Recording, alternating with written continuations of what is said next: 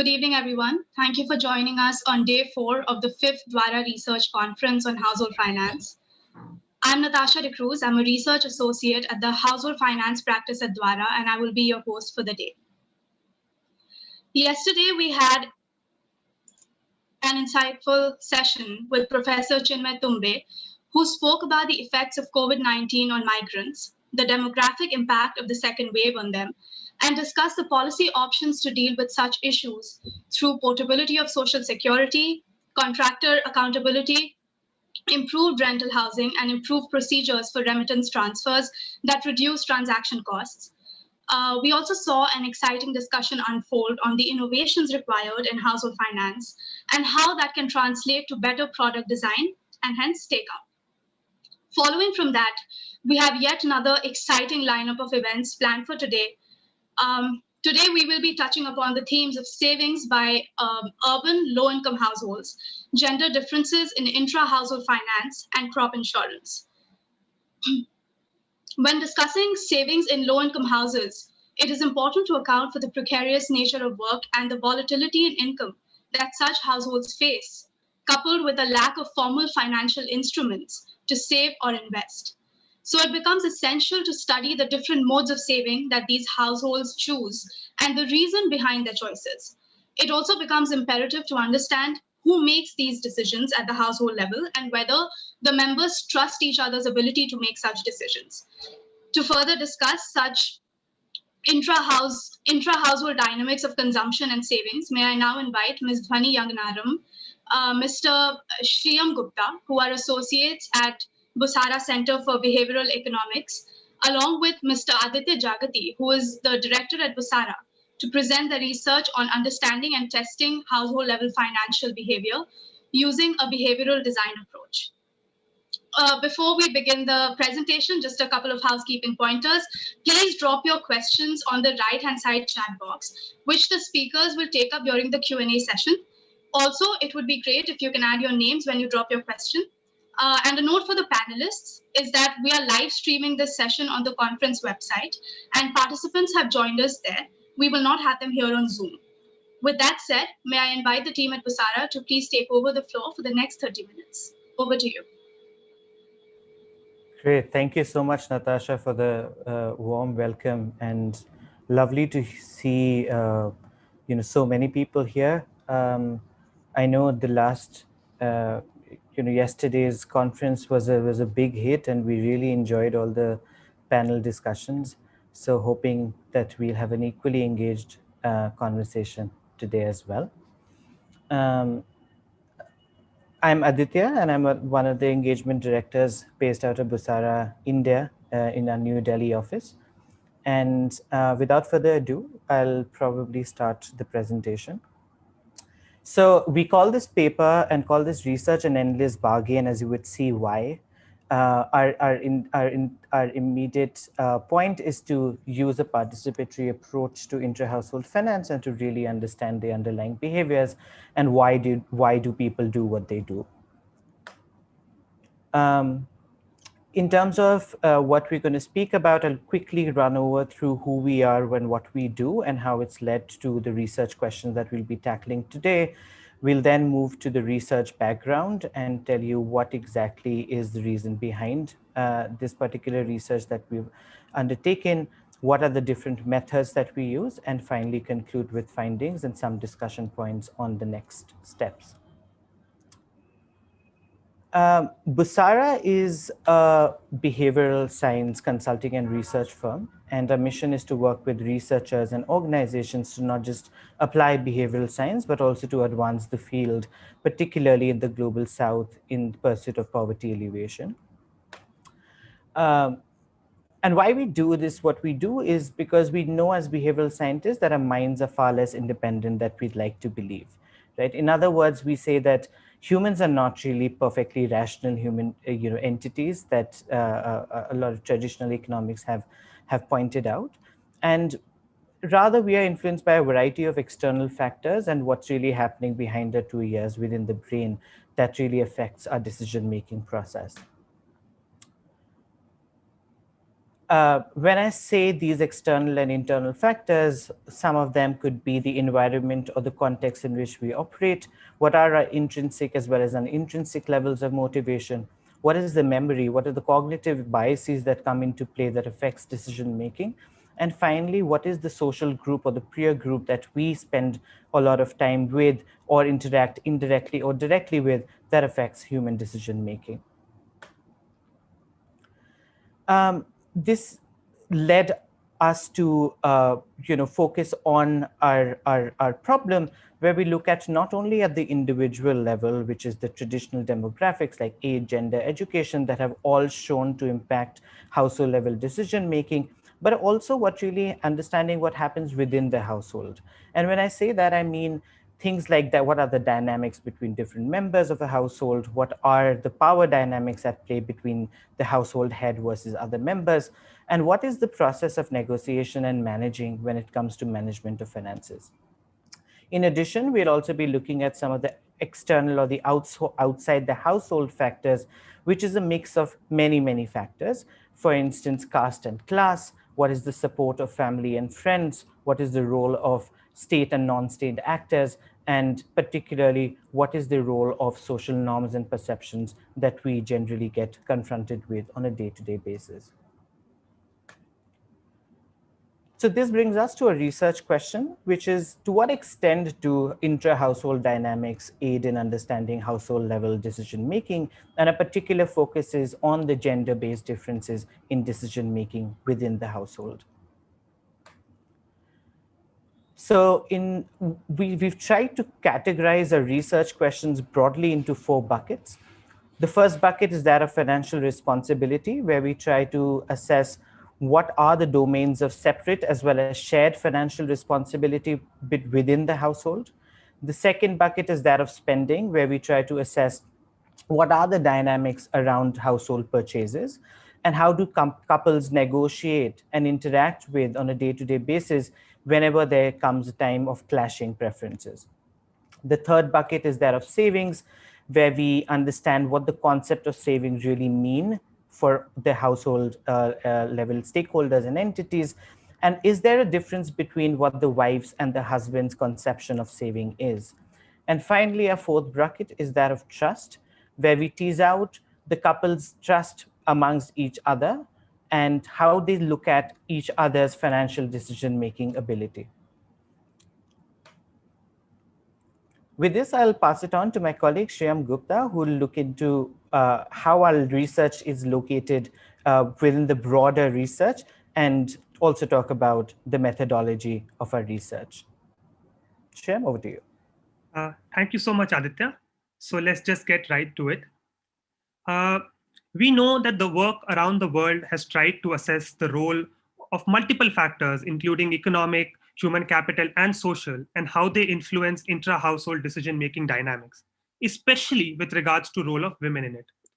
For economic factors, there seems to be a general consensus that income, employment status, and asset control have a positive impact on increasing women's role and ability in expenditure, saving, and investment decisions of the household.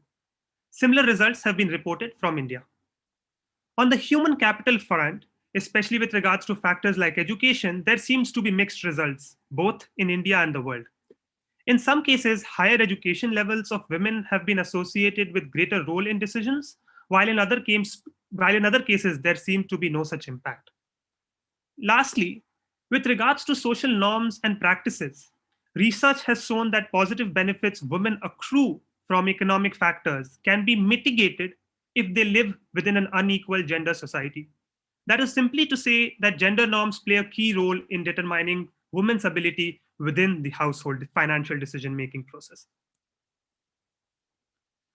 So, while the factors and its impact on the final outcome has been studied, the mechanism, the process of bargaining, the spousal debate, conflict, and negotiations that happen as part of the process remain unknown and uncaptured.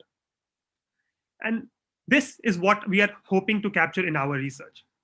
And the reason we need to dig deeper into these inquiries is because this process and documenting this process will help explain the mixed impact of factors such as education.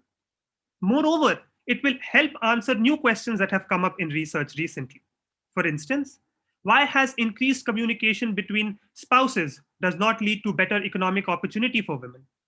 Or increase in financial ability only increases women's role in purchase decisions, but not overall ability. To address these gaps and document the process, we take on a qualitative approach. And we do so for two key reasons. First, quantitative approaches are open to biases at two levels. One, at the indicator level. That is, simply small changes in indicator constructions can substantially influence ranking of women's decision making and thus our understanding of it. And two, results are sensitive to whether males or females are the ones reporting the results. More importantly, economic models are inadequate in their ability to capture the complexities in decision-making processes. And a call has been made for a less restrictive formulation which incorporates qualitative aspects and greater complexity to understand what is called perspective and approach in intra-household financial decision-making. Our work responds to this call. So let's just talk about the methods that we have employed in our research. We took a two-phased approach in our work and employed two different methods for our study. In the first phase, we started with a qualitative photo elicitation exercise. We analyzed findings from the exercise and used those insights to draw and create a gamified instruments, which we hosted with a lot of couples. Insights from both these phases were combined to present the final results. Let's talk about photo elicitation first. Photo elicitation is a form of qualitative interview where researchers solicit responses from the participants through images. Now, these images can either be generated by the researchers or by participants themselves. In our case, we employed participant-generated photos because it empowers and encourages respondents to introduce new themes. Further, the process offers an opportunity for respondents to reflect and delve deeper into the subject matter, which ultimately results in more insightful data. Photo voice basically has three unique benefits. Firstly, photographs act as triggers for participants' memory and thus elicit more detailed and emotional responses. Secondly, visual methods have been employed to study intra-household and family dynamics, including themes of temporality, relationality, and spatiality between couples. Moreover, adding visual elements in the context of finance helps transform abstract financial concept into something more concrete and communicable. Lastly and finally, participants generating data themselves in the form of photos alters the traditional power dynamic. This affects the quality of data being produced as it allows participants to direct the researcher's gaze to areas of their own interest. So what had actually happened in the photo elicitation process? It was a simple four-step process. After a preliminary qualitative interview, the respondents were given 3 prompts on which they can share photos. First, something that represents last big financial decision. Second, something that represents saving. Third, something that you, as in the participant and their spouse, disagreed about spending money on. So essentially conflict. Respondents took time to reflect, often a day or two, and then share photographs with the enumerators, who selected some of them for discussion with the participants. So we conducted this exercise across 3 districts in 3 different states of the country, namely Rajasthan, Madhya Pradesh, and Karnataka. Close to 60% of the respondents were female, with more than half of them residing in rural areas. The sample was roughly divided across 3 stratas. Couples where only wife was working, couples where only husband was working, and couples where both husbands and wives were working.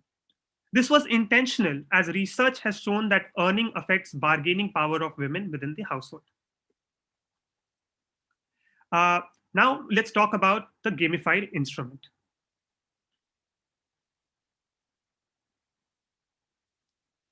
Gamification is the process of adding game elements to non-game context and has been applied in multiple areas and sectors. The intention of gamification was to mimic real life scenarios and let couples prioritize, negotiate, and finally make financial decisions, all the while allowing researchers such as us to observe the process. While the thirst of gamification is often to engage and foster behavior change, we use it to simply elicit and observe financial actions by couples. The idea of doing this in the second phase was to build and dig deeper on some of the findings from the photo elicitation exercise. So here is what our game board looks like. So the setup is very simple. Two couples play at the same time. We asked husbands and wives to separately pick individual objectives, and then each couple was asked to pick a joint objective together. Now, these are placed on white boxes that you see at 1/3, 2/3, and at the end of the board in an order as decided by the couple. So they all choose their objective and they get a chance to place it in the order that they see fit. Couples then move along the board by spinning the wheel, which is on the left corner in the center of your screen, by spinning the wheel, which determines where the player moves. Each box presents a question corresponding to 4 categories, namely spending, saving, choice, and wildcard. So essentially, all these 4 colors on the boxes also match those on the board, which are the 4 categories that we are talking about. To win, couples need to achieve the joint objective and both personal objectives. This is just to give you the kind of examples of some of the questions that we asked during the game. So for example, for spending and savings, we asked couples to decide things like spending on their daughter's marriage. Or for savings, we asked how couples would prefer to save for an upcoming festival, either small amounts weekly or a lump sum. Choices allowed us to see how couples negotiating conflicting priorities. For instance, in this case, the decision to buy a cooler by the husband, whereas a TV by the child. Wildcard introduced new changes in the game. These are similar to chance or community chess cards in Monopoly. For instance, in this case, it transferred the decision-making authority from men to women. This allowed us to observe effects of transversing social norms, something that we had observed in phase 1, and thus dig deeper into our findings from the phase 1 results.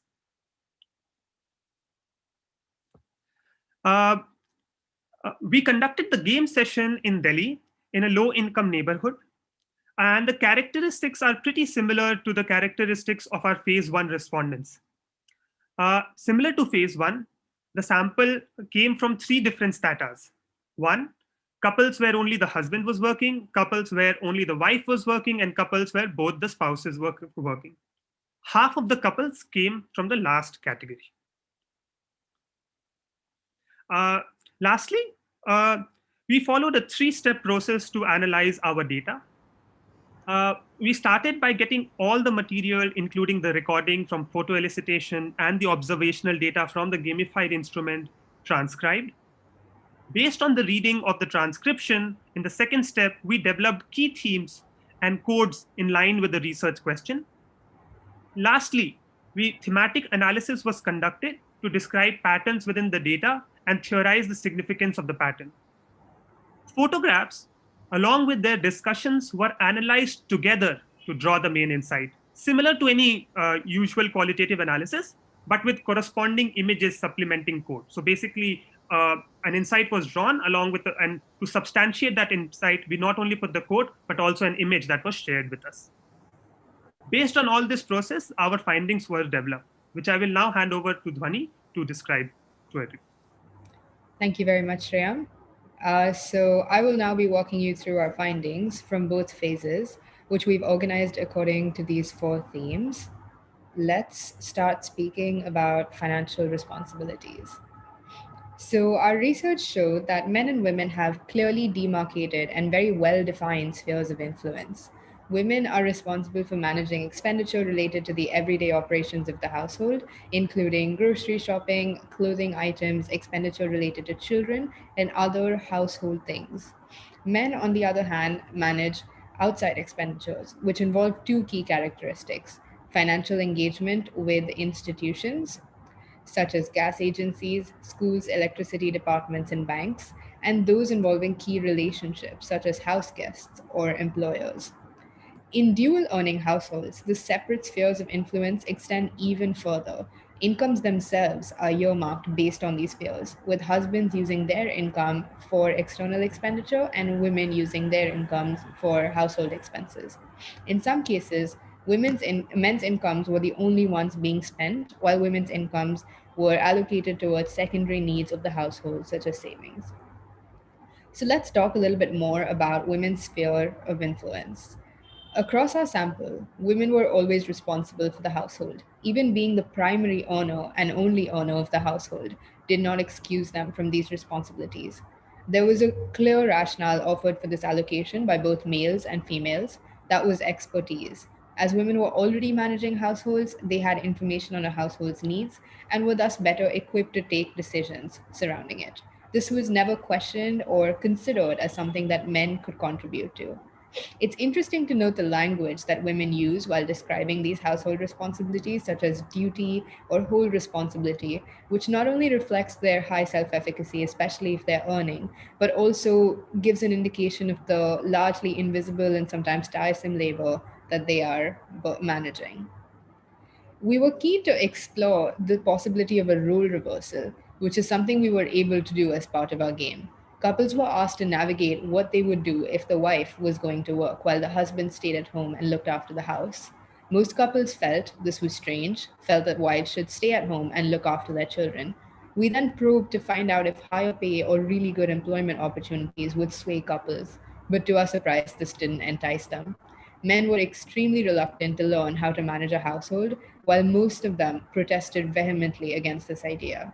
More importantly, participating in household responsibilities was seen as something that would ruin their reputation, even more so than not contributing to the household earnings. And this is demonstrated by the quote on the right, where someone is willing to do this in secret but not allow anyone to see them do this. So now let's talk about the two spheres playing out when it comes to spending. When we speak about big financial decisions, men usually identify a need independently or with other family members. In most situations, women come to know after the purchase has already been made. This behavior typically accompanies decisions in the category of external expenditures, once again, such as income generation, remedying a situation, or making an investment, which men are in charge of. This truck is an example of such an expenditure. The family that sent this to us spoke about how it opened up new markets and opportunities for the family. But this was something that the woman only found out about after it had been purchased or after the purchase order had been given. This changes sharply when it comes to children's wants, which are considered a joint sphere. Women feel comfortable entering the conversation, taking initiative, or even advocating strongly for something in this domain. Children are an especially interesting actor in the household because they are sometimes the vehicle through which social proofing happens. They visit other households frequently and cultivate wants based on what others have. At the same time, children also paint a picture of what their household looks like or their household status to the larger community. Through our game, we were actually able to explore this idea of joint spheres in more detail and see that couples were able to freely discuss and come to a consensus on areas including children, household expenditure, and the future of family. However, when individuals were asked to find an area where they wanted to spend money by themselves or personally, which is what we called as personal objectives, men were able to do so much more easily. They typically chose external expenditures. On the other hand, a majority of women indicated the joint expenditure as their personal spending. They needed to be prompted and nudged to select a personal area of spending, suggesting that they do not really have a salient personal sphere that they individually identify with. So let's consider two situations that we saw emerge from this pattern. Women who did have the personal objective and were able to articulate that, and women who tried to or tried to transgress these spheres. Firstly, women that felt comfortable spending in areas that fell out of the traditional domain were perceived as overstepping their boundaries. If women began to occupy male spheres, They were met with opposition from their families and ridicule from the community, often leading to conflict with their partner. And this is evident in the example of the store, where a woman wants to open the store and she's not able to do so because of what the community thinks and how she will be perceived as a woman running a store. The second situation is a little earlier. It's of women trying to assert their individual desires. This typically took the form of bargaining, which we actually had the opportunity to observe happen in real time through our game. It was interesting to note that every bargain constructed by a woman included an alternative course of action or an adjustment as part of the argument. If such bargaining led to disagreements, there were typically three ways in which they could be resolved. A majority of conflict was resolved by women just compromising their desires through sacrifice or delays. Working women showed higher autonomy and used their financial resources to simply make purchases independently, overriding their husbands, trusting that their husbands would see utility of the purchase in time. Some women leveraged other family members, such as mothers, mothers in law, and children, to sway their household. Another interesting area of financial decision making is savings, which forms a natural foil to spending as women play a more active role. But before we get into that, let's talk about what savings means. For our low income sample, savings is not as active as generally thought of, but is rather a secondary outcome of expenditure. The idea was not to save, but to cut spending or not spend in order to achieve this goal. It's also worth noting that in many cases, savings didn't have a clear target. And in some cases, for very long-term horizon, the savings was thought of as to be utilized towards that or could be utilized towards that. But typically, it was not clear that savings had definitely had an objective across our entire sample. So in women's spheres, in women's spheres, savings was done actively.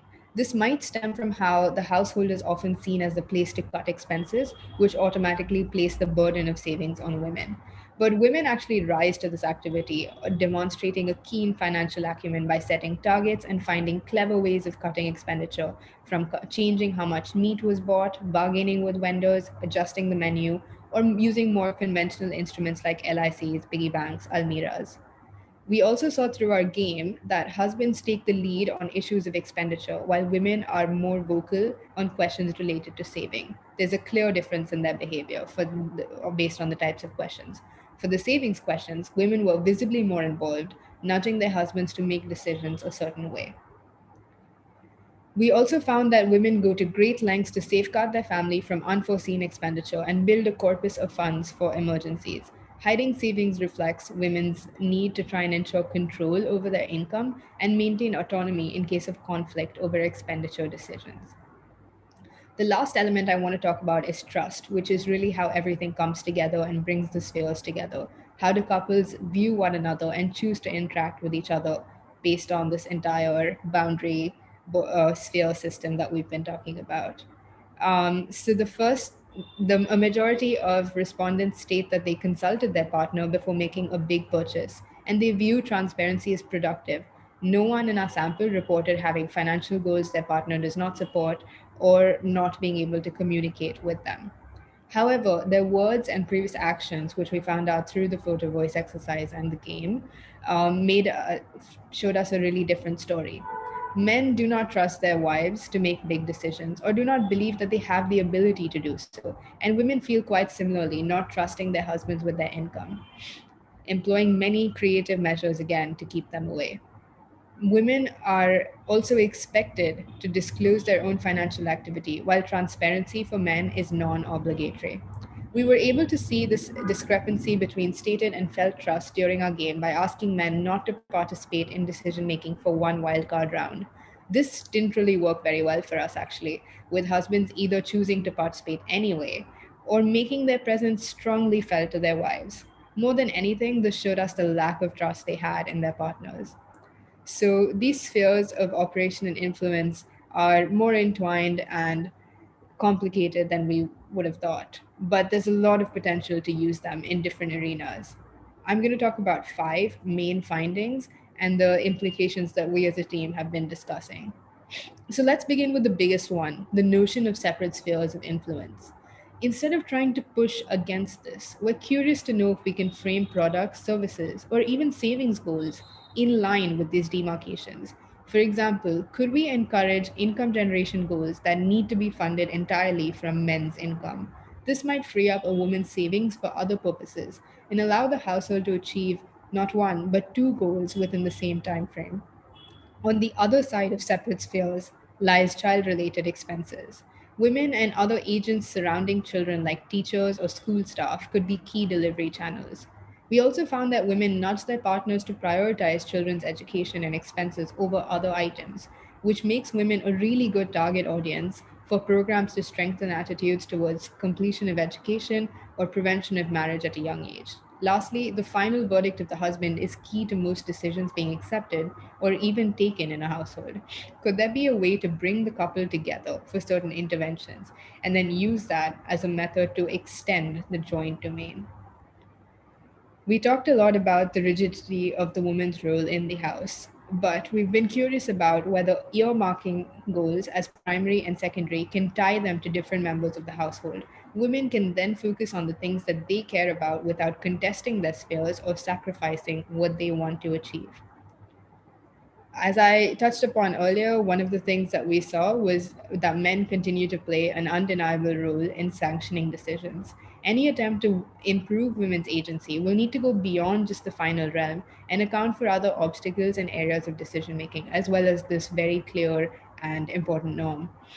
It might be an interesting exercise to segment different types of female decision makers on the basis of independence and resourcefulness, as we saw different types of women and different activities that they took on in our own sample to better target interventions and financial products based on what they're willing to do and negotiate with their partner. Lastly, household decisions are influenced by many other actors, both within and outside of the household, who can be leveraged to promote healthier and more gender equal financial practices. This could lead to the diffusion of norms within communities and extend women's spheres even more.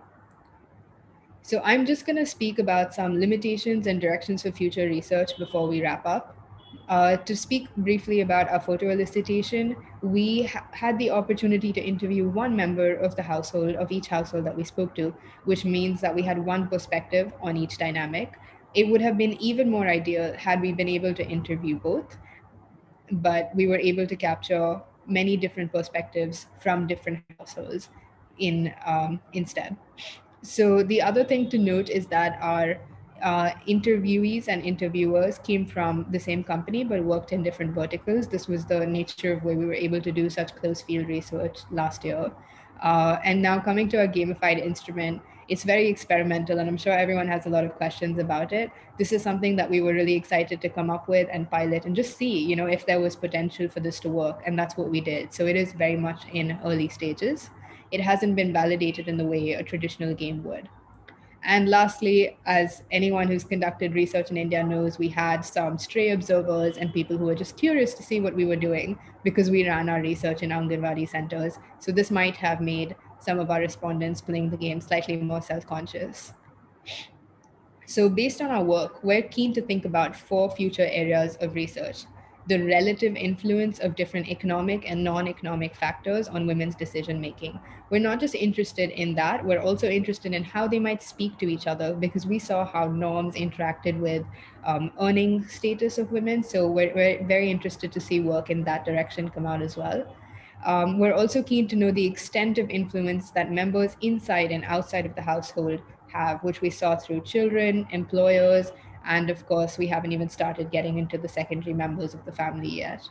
We're also very keen to know about the evolving nature of gender differences during the course of a marriage. And lastly, this topic that's quite close to our heart, we're really keen to know how qualitative research in this domain evolves and strengthens.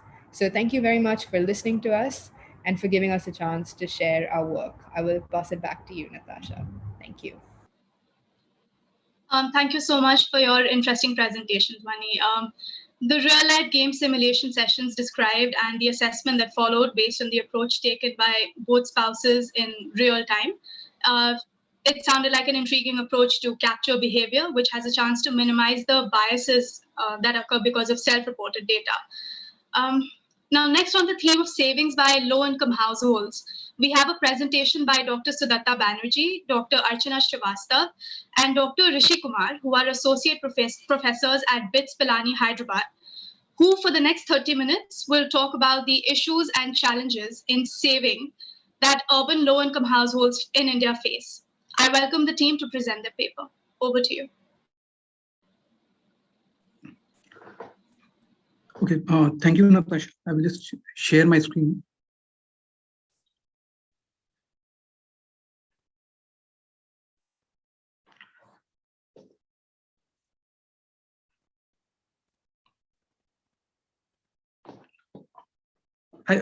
My screen is visible now? Yes, it is. Okay, hi.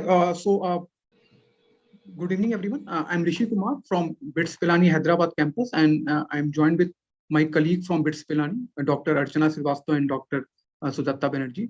So today we are going to talk about a topic related to the saving of the low-income household, and for which we have done a primary survey. This study is based on a primary survey which we have done in the state of Telangana. So our total sample size was of 1,000 household, which we have covered across 4 districts. Okay, so before starting the presentation, I would like to thank Dvara for giving us this opportunity to conduct this research and to also their guidance throughout this research process. We really appreciate your help. So I will just start with a brief background of this study. So household saving have important implication for their welfare. Saving smoothen their consumption. It safeguards them against shock. It helps accumulate assets.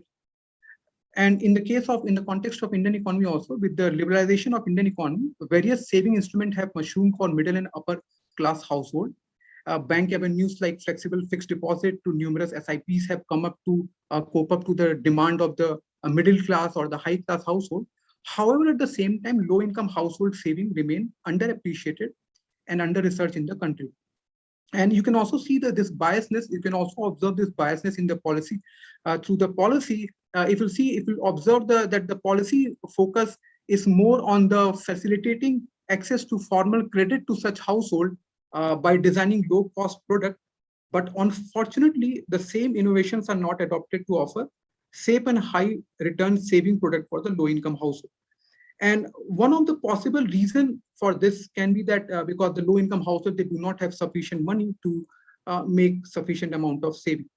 However, what we and this is what we have argued from the beginning, that that such an assumption that the low income household do not have sufficient saving, therefore they do not require a specific instrument for them, is not only flawed, but also detrimental in development of financial instrument for such household.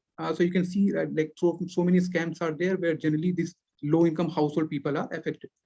So lack of safe and high return formal channels of saving may lead these households to make financial decisions which can further deteriorate their financial situation. Like suppose if they're investing money in the chit fund, etc., which is not a registered chit fund, and they lose their money, so which is further responsible for decreasing their overall economic status. So with this background, our study has 2 objectives. The first is to study the saving behavior of low-income household in the urban area of Telangana through a field survey. And basically, what we wanted to find out was that we wanted to find out the determinant of urban low-income household saving, availability and access to the saving instrument and institution, both formal as well as informal. What are their awareness and preferences about these opportunities, like various kind of formal and informal saving instrument? What is the return expectation and what is their financial goal? So this was our first objective, which was completely based upon the primary survey that we have done in the state of Telangana. And the second objective was basically we wanted to do a rigorous cross-country comparison to study the saving instrument and schemes that are available in other countries for specifically to target such low-income households. So what are the specific schemes that other countries have in order to encourage the low-income household to start saving or to start saving in the formal channel? Okay, so we have also done rigorous literature review, but because we have limited time, so I will skip this literature review, which was basically related to, okay, what are the determinant of low income household saving, what is happening to the low income household saving. For example, if you go through the RBI report, it says that these more generally the Indian household, they prefer to save in the physical asset like gold and real estate, and less in financial assets. So all these things are there in the literature review, which given the time limitation, I will skip this part, and I will go to our the method part, and then to the result and discussion. Okay. Now, as I told you, this study is based upon the primary data collected from the Telangana.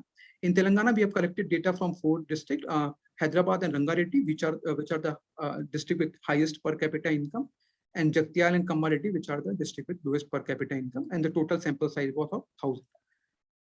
Okay, so what we did was then our second thing was, because this whole study was related to the low income household, so therefore we have to classify that how we are going to identify, how we are going to define a low income household.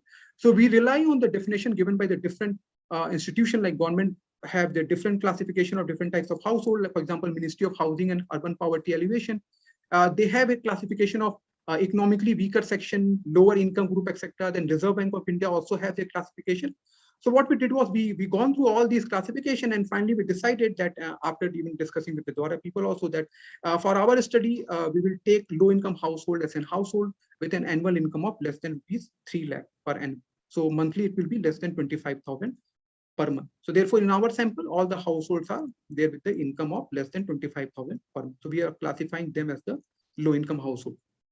Okay, now so the method that we have adopted for both the objectives. For the first objective, initially we'll start with a descriptive statistic by simply doing a cross tabulation of the data that we have collected to the structure questionnaire, followed by a multiple regression. Then we will do a logic regression, and also because we are trying to make a model for the saving of the household, and whenever we are working on a saving of the household, the data is generally left censored, like because there will be some household which are not saving, so we cannot rely on the regression. So therefore we have also used the Tobit regression model. In the logic regression model, so basically we have used 3 different models, and I will discuss about the outcome variable also. So in the logic model, if your logic model is given by that odd ratio is a function of log of odd ratio is a linear function of your explanatory variable. So in this case, the PI, which denote the probability of the event happening. So in our case, this PI is the probability of regular saving, whether the household is regularly saving the money or not. So therefore 1 minus PI will become the probability of that the household is not regularly saving the money. And ZIs are the independent variable that we have included in our study. Okay, now apart from the logic model, we have also used the Tobit regression. And as I told you, why we have used the Tobit regression, because of the left censored data. So as you know that whenever we have a left censored or right censored data, we rely on the Tobit regression to control for the biasness instead of going for the multiple regression model. Okay, so we have 3 models are there. So our outcome variable. So we have 3 different models based upon our outcome variable. In the first model, we have a binary variable, which takes value 1 if the household regularly saves, and which will take value 0 otherwise. In the second and the third model, they are related to the monthly saving. So we ask the household, what is your generally how much you're able to save in the month. So in the second model, the outcome variable is monthly saving by the household. And in the third model, we have taken the monthly saving as a percentage of income, just to see whether we are getting any different kind of result or not. So these are the 3 models, and the model differ based upon the outcome variable that we are taking. Now, in the independent variable that we have used in our study are actually we have taken 3 financial indices related to financial awareness, financial inclusion, and financial knowledge. So I can show you the financial indices. So this was the financial awareness index, which was related to basically how much the households are aware about the different financial instruments. Financial inclusion, and the value was from this index, the value lies from 0 to 7. Then we have financial inclusion index, where we are asking the household regarding their whether they have access to the saving account, whether they have access to ATM card, whether they're using the online banking, etc. So in this case also, we have 12 questions based upon which we have constructed this financial inclusion index.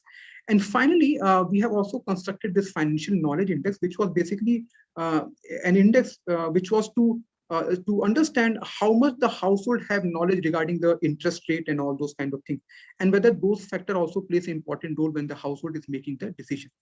So you can see in this case also we have 5 questions are there related to interest rate, etc. And we have, you can see actually these are the questions that we have given to the household. You lend ₹25 to a friend one evening and he gives you ₹25 back the next day. How much interest has he paid on this loan? So we start with a very simple question, and then we go ahead. We ask 5 questions, and based upon that we have constructed this financial knowledge index. So in our independent variable, we started with this 3 financial indices. Apart from this financial indices, later on we will also control for the household head characteristic, then the household characteristic as well as the household head characteristic. Like for example, what is the income of the household, what is the gender of the household, age of the household head, education of the household head, and all those factors. And for the second objective, what we have done is that we have done a rigorous cross-country study of literature, secondary data, etc., to find out the instrument used by different countries to target to this low-income household. So with this method, we'll start with the result and discussion. So before going toward the discussion about the result of our survey, result related to the financial instrument, we'll start with this is giving you a brief summary of the sample. So we have a sample of 1,000 households. Around 95.8% of them are nuclear family. Average household size, you can see around 41.6% of them, the household size was 4. Household monthly income, this is their distribution. 46.8% their income was between 10,000 to 15,000. And this is their household monthly expenditure, which is also around for 50% of the household. This lies between 10,000 to 15,000. For most of the household, this income was fluctuating, and generally the income was fluctuating toward the lower side for most of the household. Then we also collected information regarding the financial inclusion of the household. And in this case, because of the Jan Dhan Yojana, most of the household, they have their saving account. And the thing is, and this thing I will come back later also when we will discuss that even though the household have their saving account in the bank, but they're not using the other saving instrument that are provided by the banks like fixed deposit, etc. And we will also come to the reason that why they're not doing that.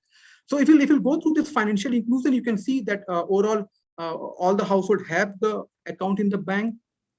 The major purpose is to receive salary or to transfer money, to save money. Save money is less percent as compared to the other objective of the household.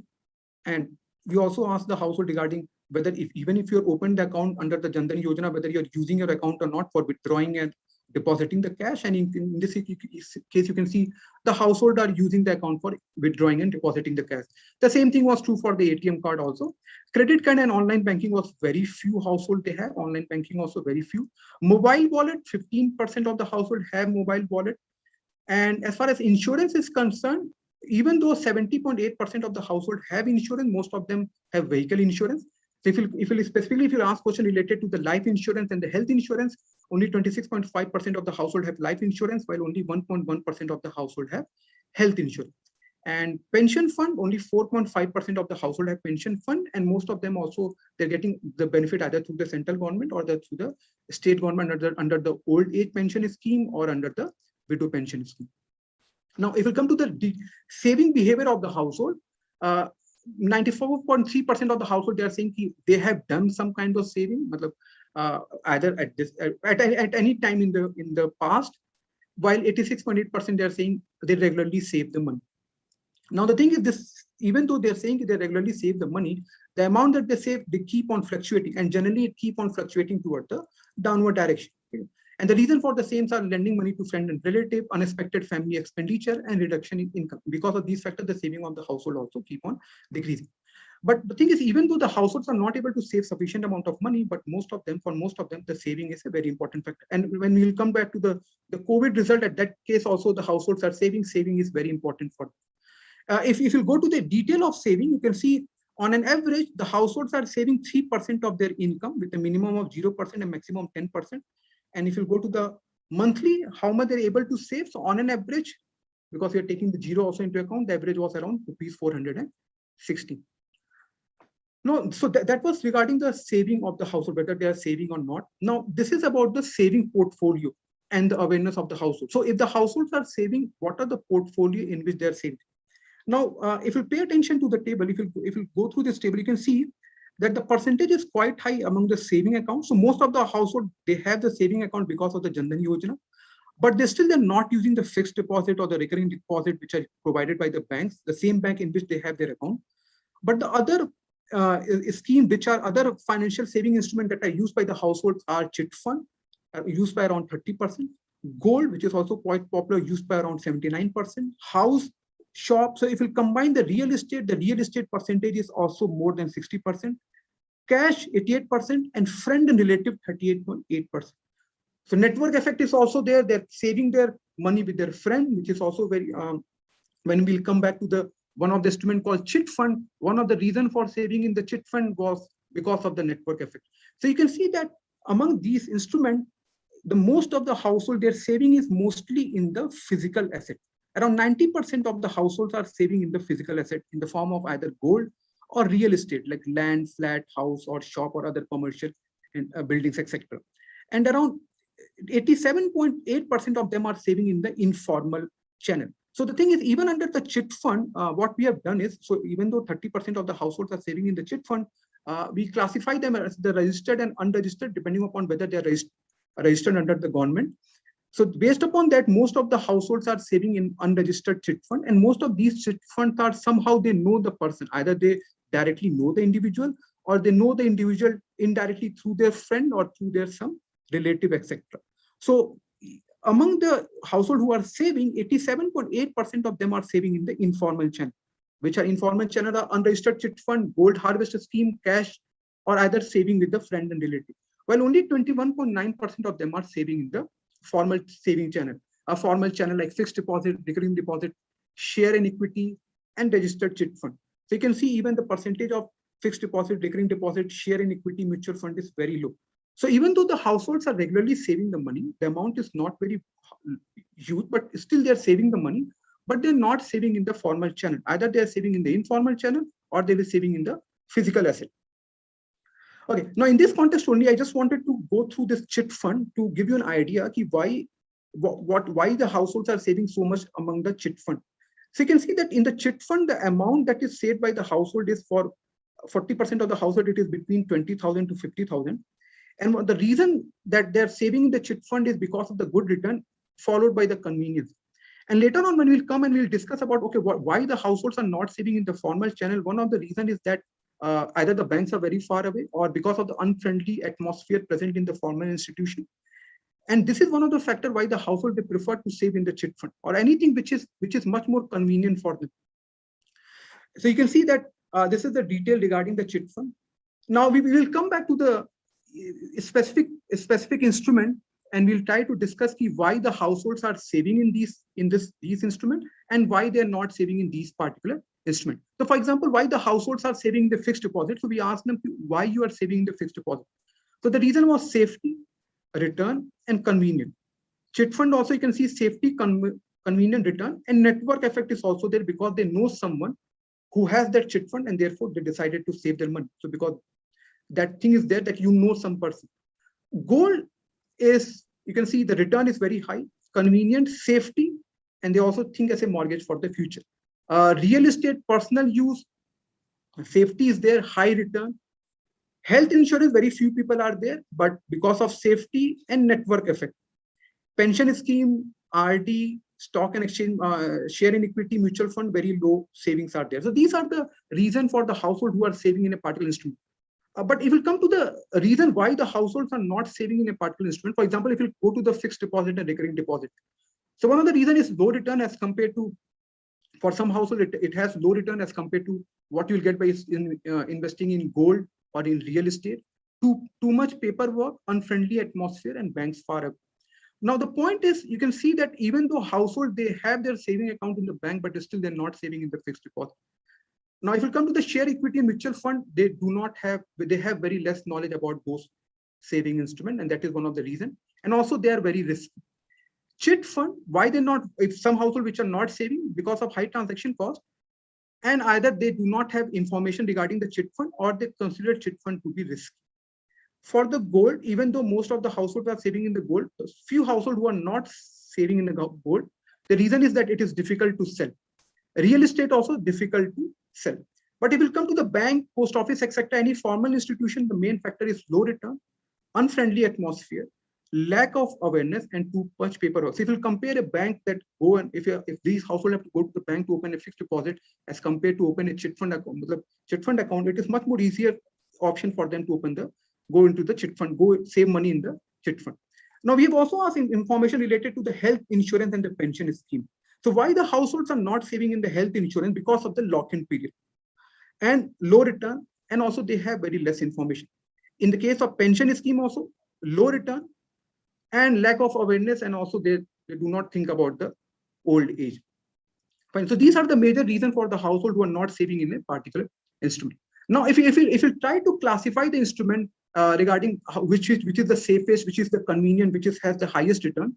So you can see, if you go through this table, you can see some of the instruments which are common across all the safest instrument, convenient instrument, and highest return instrument are the real estate and the gold. And physical asset, if you go, and this is the the conclusion also I will say, physical asset investment in the physical asset is considered to be the safest. It's also considered to be that's something that will generate the highest return, and therefore most of the household, they are preferring these kind of saving instruments. Okay, now we also ask the household regarding their financial goal and plan. So for the short-term goal, and we classify the goal into three parts: short-term goal, medium-term goal, and long-term goal, depending upon the number of years.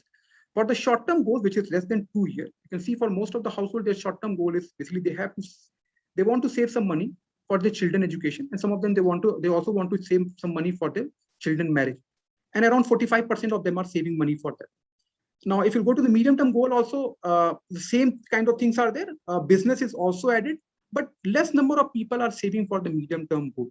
For the long-term goal, like what is the long-term planning, greater than 10 years, real estate, this is what they want to do, but very less percentage of the people are saving for the long-term goal. And then when you ask the household whether you are satisfied with your with your saving, whether you know that you'll be able to achieve their goal, for most of the household, they're not satisfied with their saving still. Okay, then we also asked household regarding their financial planning. So around 92% of the household, they say they believe in need for the financial planning. They're also aware about the return that they're getting on their investment. But as far as the risk is concerned, most of these households can be classified as a less risk-averse person. The preferable time period to invest is 5 to 10 years for these households. And they do thorough financial research of the financial product, before investing in the saving instrument. And then we also asked household regarding who is the decision maker. So around 48% said household head is the decision maker. And for the rest of the households, the whole family make the decision. Now, there's also, we asked one other important question related to the inheritance. And this thing also explained the desire for the household to save in the physical asset. So around 92.7% of the household, they want to leave inheritance to their child. And what they want to leave as an inheritance is house, land, plot, gold, and cash. So you can see most of them are physical assets. So even if they want to leave something for their house, for their children, and what they want to leave for their children is physical asset. And therefore, you can see that even among the saving instrument that they prefer, physical asset percentage was quite high. Physical asset percentage was quite high. Okay, so we also have some result related to the COVID-19. Okay, so I'll just quickly go through this. So in COVID-19, you can see that almost all of them, they experience income loss during the period. Around 82.7% of the household, at least one member of the household have lost the job. But among the household where at least one member has lost the job, 71.4% of them has got the job back after the situation become little normal, because this survey was carried from the period from November to February, etc. Anyone in the family traveled back to village, 15.7%. How did COVID-19 affect our family finances? You can see, so as we expect for the low-income household who do not have such sufficient cushion of savings, so therefore they were heavily affected by this COVID-19. And how they were affected? Either they lost the job, or if they're running any kind of business, so there was loss in the business, or there was reduction in the salary. And then we also asked the household whether you experience any kind of a spike in your expenditure. So almost all of them say there was a spike. And the surprising thing was that if you ask me what was the nature of the spike, for most of them it was related to higher grocery bill or the food expenditure. But given when we ask you whether you receive the health support from the government, most of them receive the support from the government, but still because of the COVID-19, their food expenditure was very high. Their spending on the grocery or the food expenditure was very high, followed by the unexpected health expenditure. Because of this thing, overall there was a spike in their expenditure. How they managed to meet these expenses? Either borrowing through their relative or friend. And here also the network effect become very important. And this is what also plays a very crucial role when we talk about the other informal channel of saving like chit fund, etc. And loan, some of them have taken the loan, mostly from the informal channel, or they sold their asset, etc. Any change in perception about saving? Around 86.3% are saying, okay, their perception about saving has changed. How it has changed? Now they know that they should have some money should be there with them to cater to these kind of situation, these kind of adverse shock that can come because of any such kind of pandemic. So they should be better prepared for such kind of pandemic in future. Now, as I told you in the beginning, we have also run 3 different models. So what we did was initially we run the model with only the financial indices, and later on we control for all the relevant factors. So what is the association between financial saving and the financial indices? So you can see that we have taken 3 financial indices, which was financial awareness index, financial inclusion index, and financial knowledge index.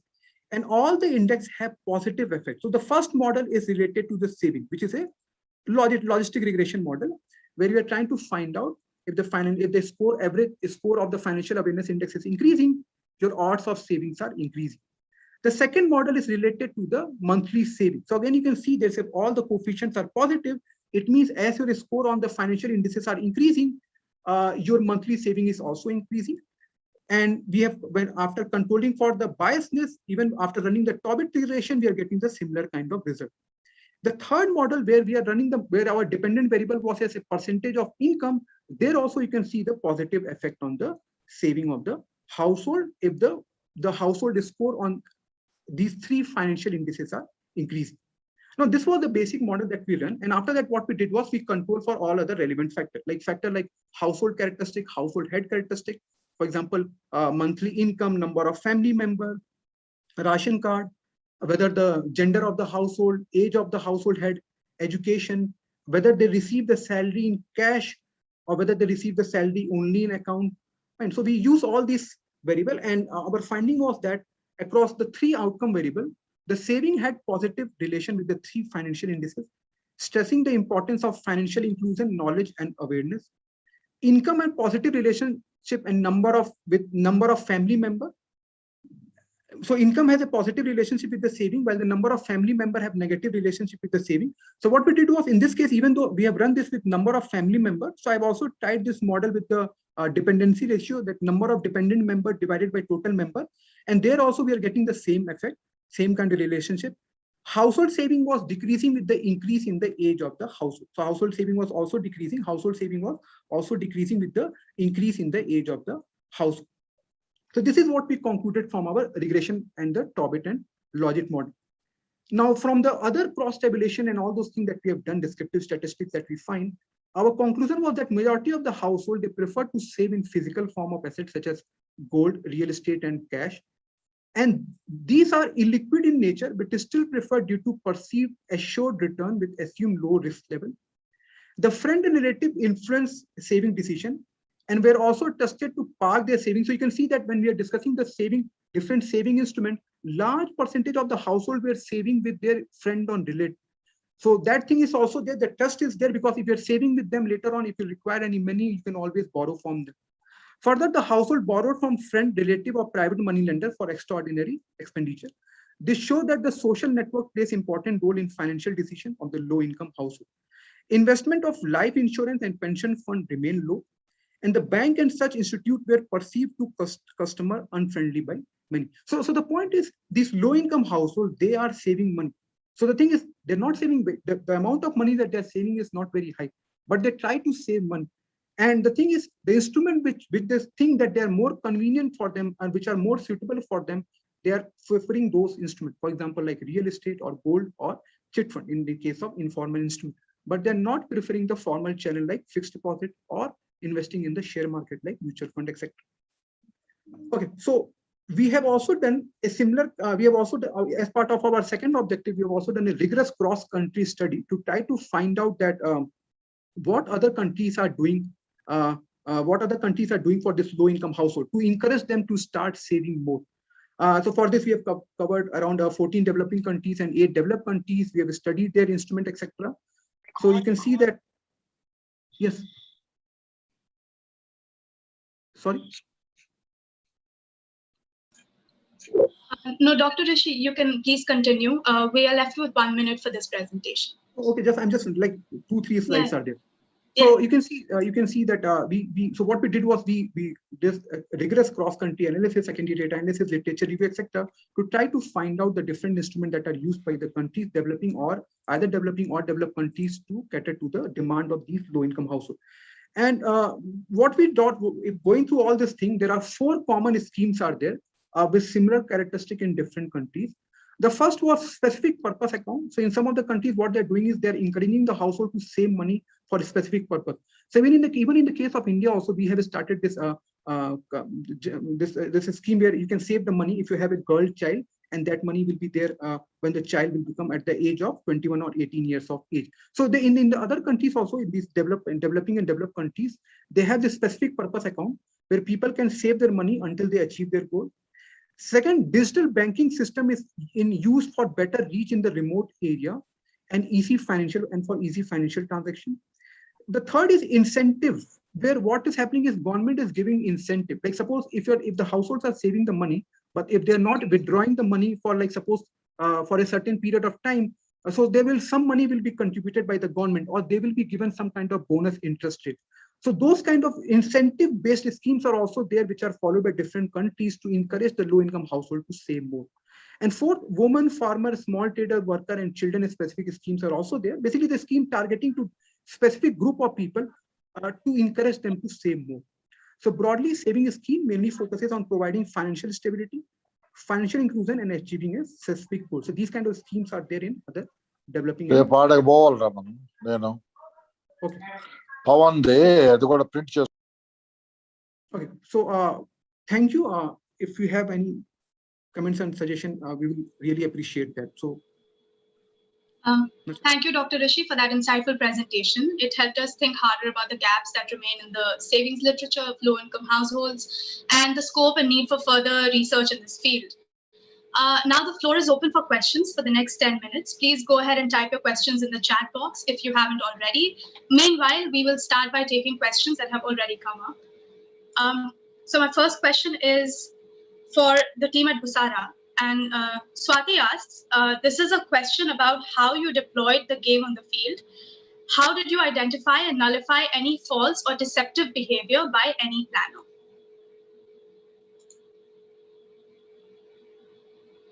Yeah, that's a really good question. And Shriyam, please feel free to jump in about the experience administering it. So we basically administered as you would for a board game. We had groups of couples come in 2 at a time, and they sat with one facilitator and one note taker and played the game. So every question was, the game was explained to them, and then every square that they landed on, the question was read aloud, and couples were given a chance to discuss, ask the facilitator questions, and then come back with their response, or if they had to make a decision, with their decision. Obviously, we had 2 couples playing together because we wanted them to observe what the other couple was doing and see how that would influence their own decision.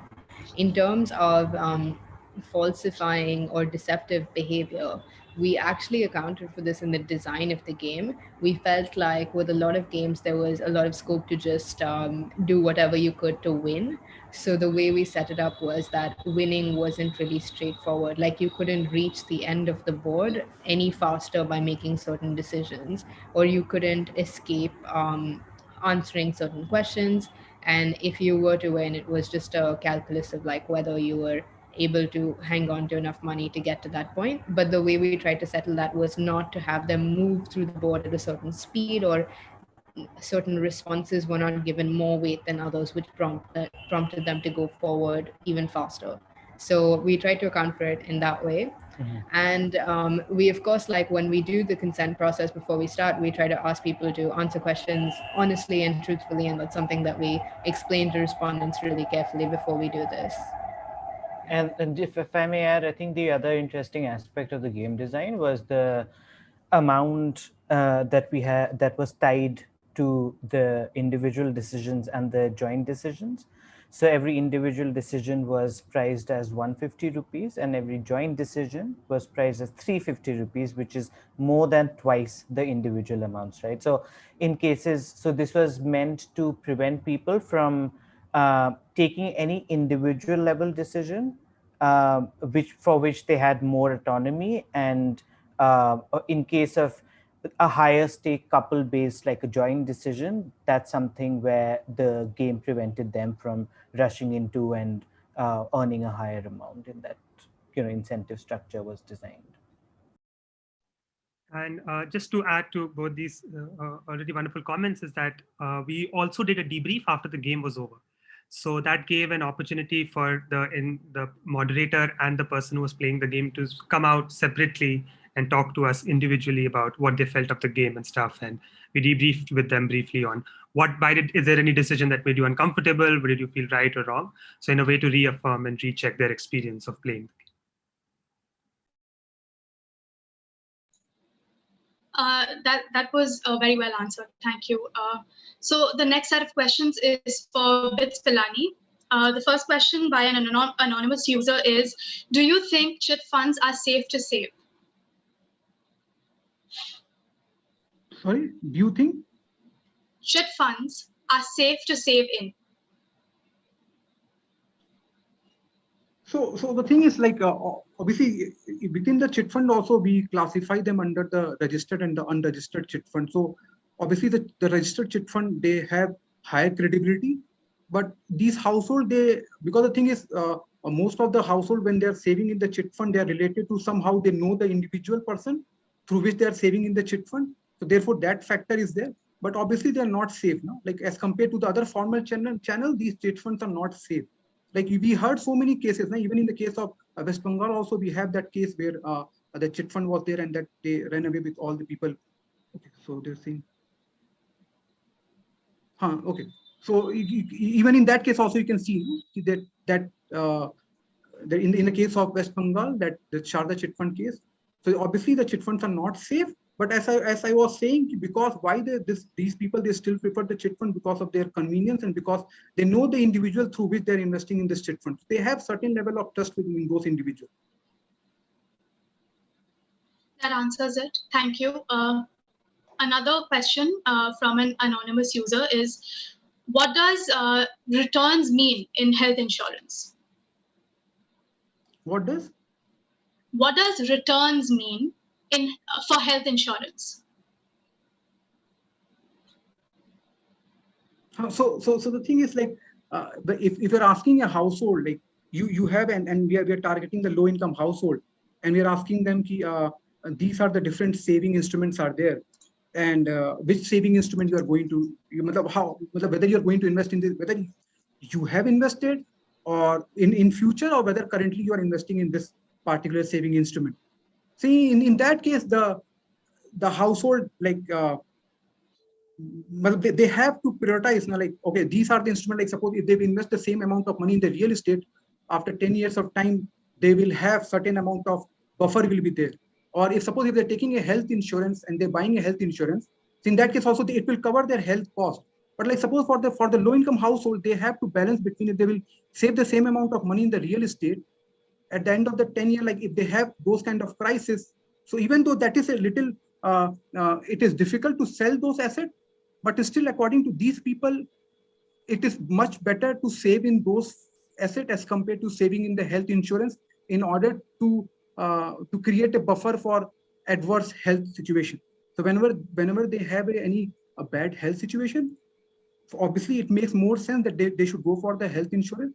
But for these households, the return that they get in terms of like after 10 years, like suppose if they're investing in the health insurance and whenever they need the money, at that time, investing the same amount of money in the real estate or the gold will give them high return. If they will sell the gold, they will get higher amount of money to cover the health cost. I think that was the belief of these households. And therefore, they are saying low return as compared to gold and the real estate. Because at the end of the day, you will want to cover that cost, the health cost. Thank you very much. So we have 1 more minute, and we can quickly take one last question for Team BITS Pilani. Could the Rakshit asks, could the spike in food and grocery expenditure be because of kids missing midday meals, or because of migrant members coming back to the household and increasing the number of meals to be cooked per day? Okay, so that was also like, we were also surprised with the result, because government is providing, if government is providing all this thing, even in the rural area, etc., if the government is providing the food, then obviously we do not expect that the food expenditure there should be a spike in the food expenditure. So, and he is right. We also thought that some of the reason can be like, suppose if the people generally when they're working, they're also getting the job, they're getting the food at their workplace. But now these people are there at their home. So therefore, that food expenditure will also be there. And now they have to spend, their expenditure on the food item will also be included in the total food expenditure. Similarly, the midday meal, that is also very right thing that is pointed by the Rakshit. Thank you, Rakshit, for that. Actually, that is also true. And even the people who are earlier who are getting their meal at their workplace, now when they're coming back, so now they want the food at their home. Because of that, the food expenditure, there's a spike is there in the food expenditure. All right, thank you so much, both the teams, and thank you to the audience as well for their enthusiasm. That was an intriguing set of questions that helped us further build on our conversation today. Moving on, may I now invite Anita Srinivasan and my colleague Misha Sharma to reflect on the theme of intra-household finance and household savings through their discussion today. To quickly introduce our panelists, Anita Srinivasan is a lawyer turned fintech professional who is passionate about building user-centric and gender-intelligent consumer tech products. She is an early employee at KaleidoFin, a neobank for the informal sector, where she has scaled business operations across 8 states in northern India and now leads the development of the product strategy and roadmap for goal-based savings as a product manager. Previously, she was a corporate attorney at a leading law firm in Mumbai, advising on high-value capital markets and M&A transactions in financial services, telecom, and the IT. She holds a dual degree in law and social sciences and is a gold medalist from National Law School of India, University, Bangalore. And Misha, currently heading the household finance practice at Dvara, has several years of experience in policy research in the thematic area of financial inclusion. Her role at Dvara focuses on identifying key research gaps and opportunities in the field of household finance and advancing the field through rigorous research. I invite you both to please take over from here. Thank you so much, Natasha. And welcome, Anita. Really nice to have you on this panel discussion. Thank you so much for your time today. Thank you. It's great to be here. Thank you. So I'd just actually like to start by thanking the two research teams. I think we had an excellent set of presentations today on a topic that's of much relevance. Because we often, when we talk about financial inclusion, the narrative is often around credit, but I think it's also important to understand the challenges when it comes to financial planning and savings for low-income households. So really, it's our it's one of our priority areas at the household finance practice at Dvara Research to adopt a very holistic approach when we talk about financial inclusion, and definitely financial planning, risk mitigating strategies, take up of insurance, savings is something that is of most interest to us. I think if I may start by, just one or two reflections on the research presentation so far, I would say that, the presentation by BITS Pilani team is really valuable because there's not so much data that we have on understanding the savings behavior of low-income households.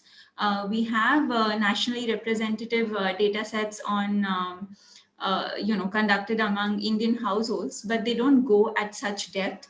So I think it's of great value that we have, even though a relatively smaller sample size of 1,000, we have, in-depth data about the savings preferences of low-income households in Telangana. So from that perspective, it's of great value. Similarly, to the Bisara team here at Dvara Research, we've been great admirers of their research, because that is something that we've not yet incorporated very heavily into our own work. So again, a very crucial area of interest of ours is to understand what are the gender dynamics that come into play in terms of intra-household financial decision making. And some of the nuances that the Busara team has been able to capture is really fantastic. In terms of what are the kinds of decision making that goes to men versus women, how do they divide their roles and responsibilities. So really excellent set of findings, and I think these kinds of findings can be useful when we think about suitable financial services for low-income households, because that's the ultimate objective. So thank you so much to both of the teams. Anita, I'd like to actually start by asking your key takeaways from the two presentations made as a practitioner. Right now, we understand that you look at the product side of Kaleidofin, and Kaleidofin is a fintech company that has earned name, and rightly so, in the area of savings and making savings and investment convenient for millions of low-income households. So I would really be keen to get your reflections as a practitioner on the two presentations that were made today. Is there any particular theme around financial planning and savings that stood out for you? Sorry, Anita, just one quick thing, that there are some questions that have gone unaddressed. So I'll try to incorporate those questions in our discussion today. Over to you, Anita. Sure. Thanks, Misha and Natasha, for moderating the session. It's really great to be here. I think my key takeaways from the presentations, and I really want to congratulate the research teams for doing such a phenomenal job, because I could see a lot of synergies and a lot of ways in which our experiences are also reflected in the research that you've been doing. So I just wanted to share what I thought for me were the key takeaways. I think significantly social security and the need for good social security and insurance products for this particular customer segment, I think that need can't be underscored enough. It follows from savings, and I think that the way to deliver it is in sort of something that the Busana team would probably identify with, but through through nudges and through employing behavioral economics and incorporating that in the product design. So we know that customers experience these devastating shocks, whether they are individual shocks like health events, and I think the BITS team also touched on this, but also systemic level shocks like a pandemic lockdown. And both of these kind of push a significant percentage of the population into poverty each year. But the way to sort of counter this is to invest in strong social security, smartly bundle insurance products and financial services and products which customers are already used to using. So I think that the way out, or rather the way forward, is to find innovative ways of making insurance and social security attractive in a contextual manner. So I think that it may not be immediately obvious to this customer base as a matter of default, but we have sources of data, and we have information about their behavioral patterns that we can employ to kind of make this contextual availability of insurance a reality. The second point that really struck a chord with me was, the BITS team talked about the features that make financial services attractive to these customers. And I wanted to specifically point out the top two preferences that customers have when they're looking at financial services and evaluating whether this really works for them. What we've seen is that flexibility and liquidity are sort of the top priorities for them. And by flexibility, I mean that something that is not very rigid. There can't be penalties associated with that product if they're not able to keep up with payments, for example. In terms of liquidity, I'm talking about ability to access their savings at a short notice. And that becomes especially important when they need to tide over these shocks that we talked about earlier. I think finally, the last takeaway that I wanted to call out was we talked a little bit about financial planning and how customers are biased towards financial planning, but they don't tend to, maintain a cash flow record of sorts. So I think that, companies like ours who are innovating for this customer segment really need to think about how do we create like a magic moment around savings and financial planning, which is a prerequisite to building any kind of habit. And we've seen this at any kind of product that's developed for any customer segment. I'm just applying the same principle to this one. But how can we, and here maybe community, which the BITS team also talked about, can be a really interesting play, the network effects. How can we leverage those to motivate customers to make the effort? Thanks, Anita. You spoke of already, you've left me with a lot of key takeaways just in those 5 minutes, but I'll touch upon each of those themes one by one, right? So I'd like to take a step back and start by Kaleidofin's journey itself, because it is sort of uniquely placed and positioned. And I've also heard from some of the conversations from Sucharita, who's the co-founder of Kaleidofin. She often talks about, the need to drive the shift from products-based approach to offering solutions to customers based on their goals, right? So it would be helpful if you can describe for the audience a little bit more about Kaleidofin's journey and Kaleidofin's learning with adopting a savings and goal-based approach for the clients. Now, when you go to the clients with this approach, asking them about what is your goal and then sort of offer a particular solution, is that approach really attractive to customers? And what is the kind of reaction and feedback that you're seeing and hearing from customers? Especially, I wanted to talk about this goal-based approach because in both the studies, actually, remarkably, we see this convergence of themes. So what I really loved about the Busara presentation is that they talk about the joint goals, right? That men make a set of goals, women make a set of goals. And in terms of joint goals, there's a convergence around children's future, children's education. Similarly, on household sustenance. We also saw in the BITS team's presentation that, yes, households do think about goals, but they're looking at a span of 5 to 10 years mostly. And they are also looking at similar themes around child's education, so on. So if you can touch upon a little bit about what is your on-the-ground experience been with regards to going to the customer with this kind of an approach? What is the reaction? What is the uptake of products? If you can just talk a little bit about that. Yeah. So I'll start with Kaleidofin's journey. I think the idea for Kaleidofin was born from the deep experience of our co-founders, Sucharita and Puneet, who have spent their lives in the financial inclusion space and their prior experiments with retail financial services. So I think what they were looking at earlier was very much what you described in the beginning, Misha, about products-based approach, where you basically try to become a one-stop shop for financial services, and then you make access a possibility, or you make these products available to customers.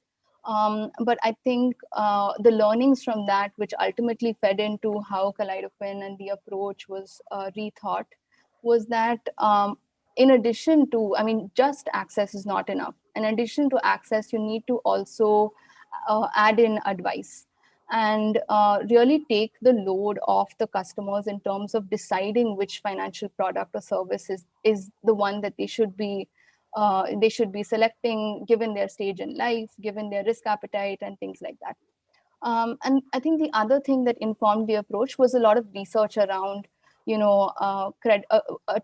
a credit-first approach is not suitable for this customer segment. All the sort of repayment stress and debt obligations that pile up, and how can we mitigate that by adopting a savings first approach? And that's kind of where goal-based savings became our flagship product. So I think as long as we have this middleman in between, and we're trying to be a supermarket of products, and I mean this, I mean all financial services providers, traditional financial services providers, when they're unlikely to kind of combine a customer first or a customer protection approach with what they're already doing. So it's important from the perspective of the customer to ensure that financial advice is as much a part of whatever we're doing in terms of financial inclusion And the way that we do that is to incorporate data science and tech-driven approaches to kind of make this financial advice available at scale. So what we do on the field is to administer a questionnaire to the customer. And then this questionnaire, the data that comes from it, coupled with their demographic information, anything that we have on their credit history, kind of feeds into a persona engine that we've built. And then one of the different solutions that we have designed at our end get recommended depending on all the a factor of all those kind of data points. And then our solutions which then get recommended are also not just an RD or an insurance product, but they're a combination of many. And that's kind of where the solution, rather than a product-based approach, the solution-driven approach comes in, because we are trying to present this as a suite of financial services, but to not make it too hard for the customer to engage with or to understand. We just call it something like Lakshya, and then behind that is it could be a recurring deposit, it could be a debt mutual fund coupled with accident insurance and an emergency loan. And in that approach, we are basically trying to solve for many different needs that the customer may have given their particular life stage. So we're doing this through, just a little bit more about us, I think we're doing this through a network partner approach. So this is again coming from what we've seen, and also something that I think the BITS team also called out, these network effects and the trust element and the importance of that. So we leverage the channels that organizations who have already built out in our customer segment, who have these deep networks and who are meeting customers regularly. We leverage the relationships that they've already built with customers to kind of make our solutions available at scale through an app on their phones. And typically our network partners will be microfinance institutions or non-governmental organizations or a rural cooperative bank, or a small finance bank, essentially, or a banking correspondent, essentially any kind of network where this kind of trust element is there, and we can kind of use this relationship to provide a different type of solution to the customer. You also talked about goals and how the two research projects and their findings really converged on that theme of the children and the child related goals being joint goals, and that being a common point. That's something that we've seen really well as well. And what we found is, and this is kind of, again, coming from that same experience with retail financial services, is that when you talk about financial services in a vacuum, it's hard for the customer to relate to, you just talk about an insurance or you talk about an RD. It's hard for them to understand what it can really do for them. Conversationally, it makes sense to lead with a conversation about goals. To kind of and typically this conversation will start within the field when we've observed our team having these conversations, or our partner teams having these conversations. They'll start with, how many members do you have in your family? What does your husband do? What do you do? And how many children do they go to school? And that kind of leads into, and that kind of gets the customer to start thinking about, okay, where do I see my family 5 years from now, 10 years from now? What is the most pressing need that I need to solve? And that's how we kind of tie that back to help them arrive at their own goal, if they don't already have a great understanding of it right now. So something that I have seen is that when we're having this conversation in the field, it's quite a nuanced one. And often customers, if you ask them this question point blank, like I mentioned earlier, their immediate knee-jerk response is to say, no, I don't plan, or no, I'm not actively engaging in financial planning. So then it becomes the job of the person at the other end to really kind of lead the customer to perceive herself, what are all the things that she is doing to actually plan, because it is true that they are planning. It's just that they don't necessarily associate all the activities that they're doing as planning. So it's that kind of nuance is really critical to have that kind of conversation at scale, I think, is where the communication element becomes so important, and also where the networks really come in and play their role. So yeah, I think that's kind of our experience with, how to have these goal-based conversations. Thanks, Anita. That's helpful. I mean, you've spoken a little about the entire process that Kaleidoscope follows in terms of offering these solutions and the channels it uses. I just wanted to understand a little in terms of the challenges, Kaleidoscope faces in terms of delivering these services to the end customer. And I'll probably give you a little bit of context as to where I'm coming from. So some of the themes that we saw in the study is that low-income households definitely save. There is a strong need felt for saving, and they are left with some surplus, if not a lot. We also saw that in spite of recognizing the value of financial planning, they are not satisfied with their current savings goals. And another interesting thing that I guess I would like to highlight is that yes, chit funds are popular, but I was also going through the paper that Rishi had shared with the research team, and the paper shows that while chit funds is popular in terms of percentage of respondents considering them safe, it ranks lower compared to FD and other savings account, right? So I would say, I mean, these are some of the dichotomies, if I may put it that way. And so, in terms of a practitioner or a financial service provider offering these kinds of solutions to low income households, would you largely classify this whole issue of low uptake in savings or formal savings, especially in financial instruments, as a product issue or a process related issue? Also, like to speak a little bit about process because you took us through the entire process and mechanism. So are there any kinds of challenges you face in the outreach of these services among the last mile customers? Yeah, so I think the problem is both a product and a process problem. Specifically, if we talk about products, then I mean, there's very few financial services or financial products that are truly designed keeping this customer in mind. And our team has done a lot of work to negotiate with financial service providers so that we're able to get a better deal on some of these products for our customers, or we're able to structure them in a way that makes sense. So for example, an RD, if you are not able to skip any payment at any point in time, whether it's an LIC insurance, those kind of penalties also really come into play. And when you're talking about a fixed deposit or other kind of formal financial services, they're just so rigid that you just cannot withdraw at any point in time without losing some part of the interest that you've accumulated over that time. So I think definitely from a product perspective, there is a lot to be done.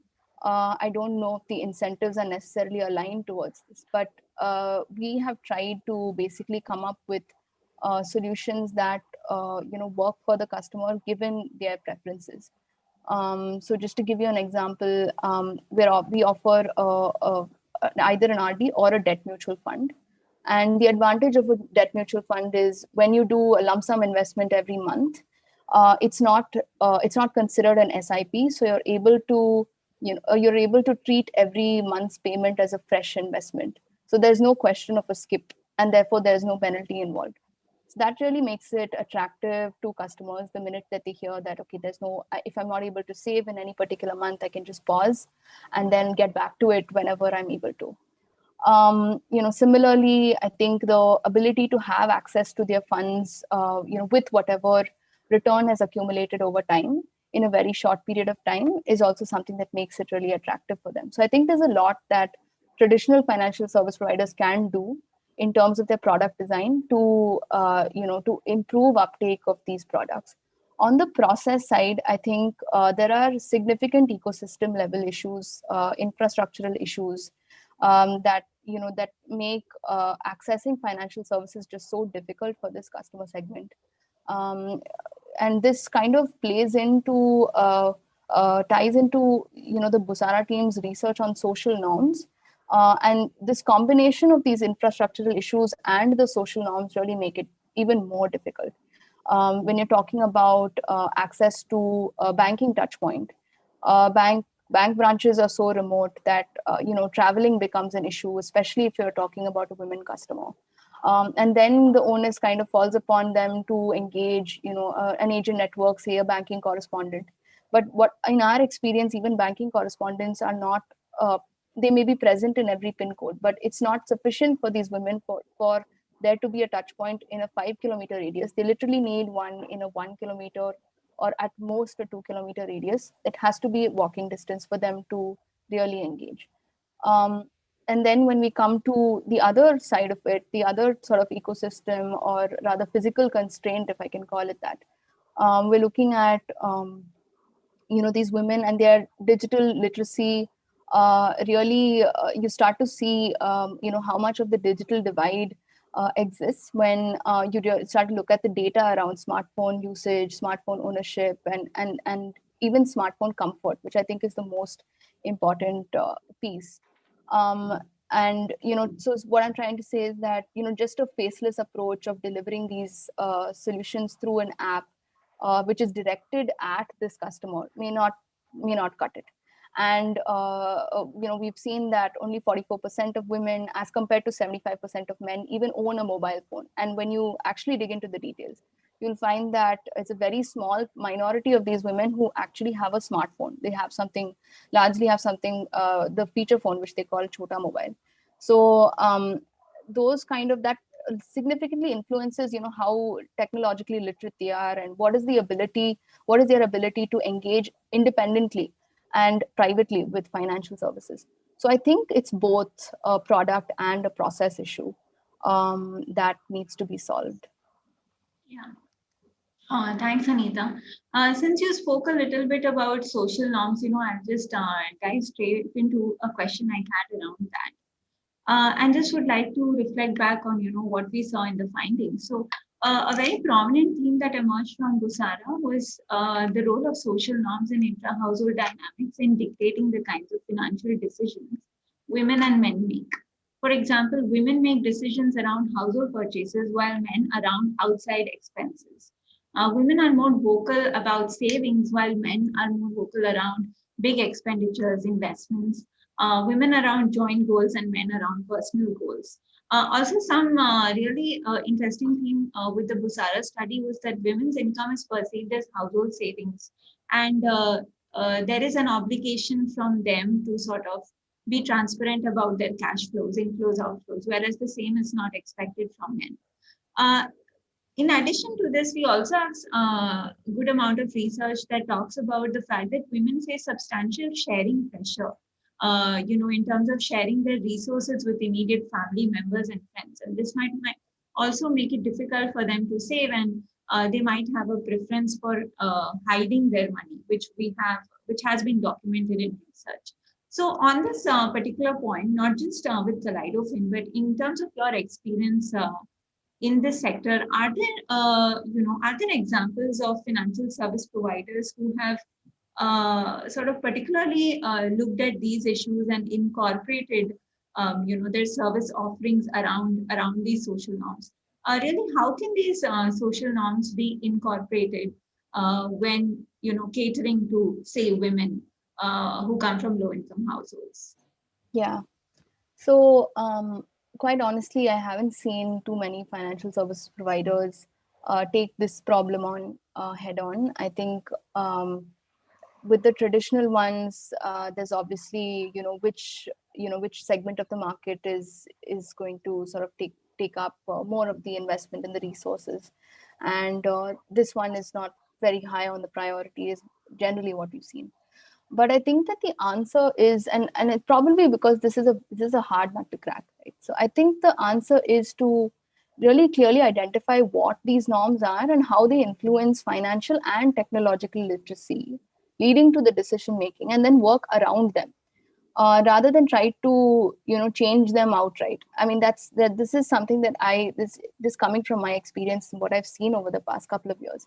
Because like I was mentioning earlier also, these norms are also augmented by this physical infrastructure and ecosystem type constraints. So while you look at the problem as being one of, okay, bank branches are too remote or women are not comfortable with smartphones, actually comes from it's also sort of the problem is aggravated by a social norm, an underlying social norm. So if I'm talking about smartphones, the reason why smartphone adoption is so low is among women is not just because of the sort of the fact that smartphones are more expensive. It's also because there is some prevailing misconception that the internet is a corrupting influence and women need to be protected from them. And what this ultimately ends up meaning is that the only time the woman has access to the smartphone is when her husband is at home, which can be challenging if he's traveling to work in a different city. So often you'll find that the women who own a smartphone, or who are at least able to borrow one from their friends, they are able to progress much further in terms of technological skills and being able to engage in financial transactions. Now, similarly, if we're talking about the access to banking points, which I touched on earlier, then the travel aspect comes in, that they need to travel in groups, or they need to have a male member travel with them. That's just another example of a social norm that influences how women engage with financial services, and it's kind of disguised in another problem, which looks like an ecosystem problem. So both need to be solved, and I think the way to do this is for FSPs to start taking like a more of a household centric approach. Like, think of the woman as an important gatekeeper to the household, and try to leverage the resources of the entire household to become involved in the woman's efforts. We've seen that really work out for us. We've done some work on identifying super users among our customer segments who can act as a center of influence in their colonies and in their neighborhoods. And what we've seen is wherever the woman is, say, not able to operate a smartphone or engage with us on WhatsApp, or she's not able to travel, typically someone from the family will step in and help her out. And that's just just a way, I think, or it's a learning for us, and it's a way to kind of leverage not just the motivation of the woman to make her household's finances work, but the entire resources of the household itself. And that could be an interesting way to think about, to rethink the traditional distribution of financial services. Thanks, Anita. That makes sense. I'll just talk a little bit about the behavioral aspects also that come into play. However, I know you briefly touched upon it, but just wanted to understand if there are any specific tweaks in the kinds of products that that Kaleidofin offers, and whether these are based on some of the evidence that is coming on this topic. So just to give an overview for the audience, right? I mean, when it comes to behavioral and psychological factors, we know that they can offer potential explanations for why people frequently save less than they would like, and might instead take out high interest loan when available, or cut back on essential consumption.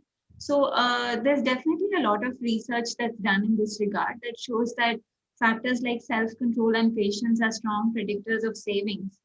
Similarly, those with a present bias are less likely to save.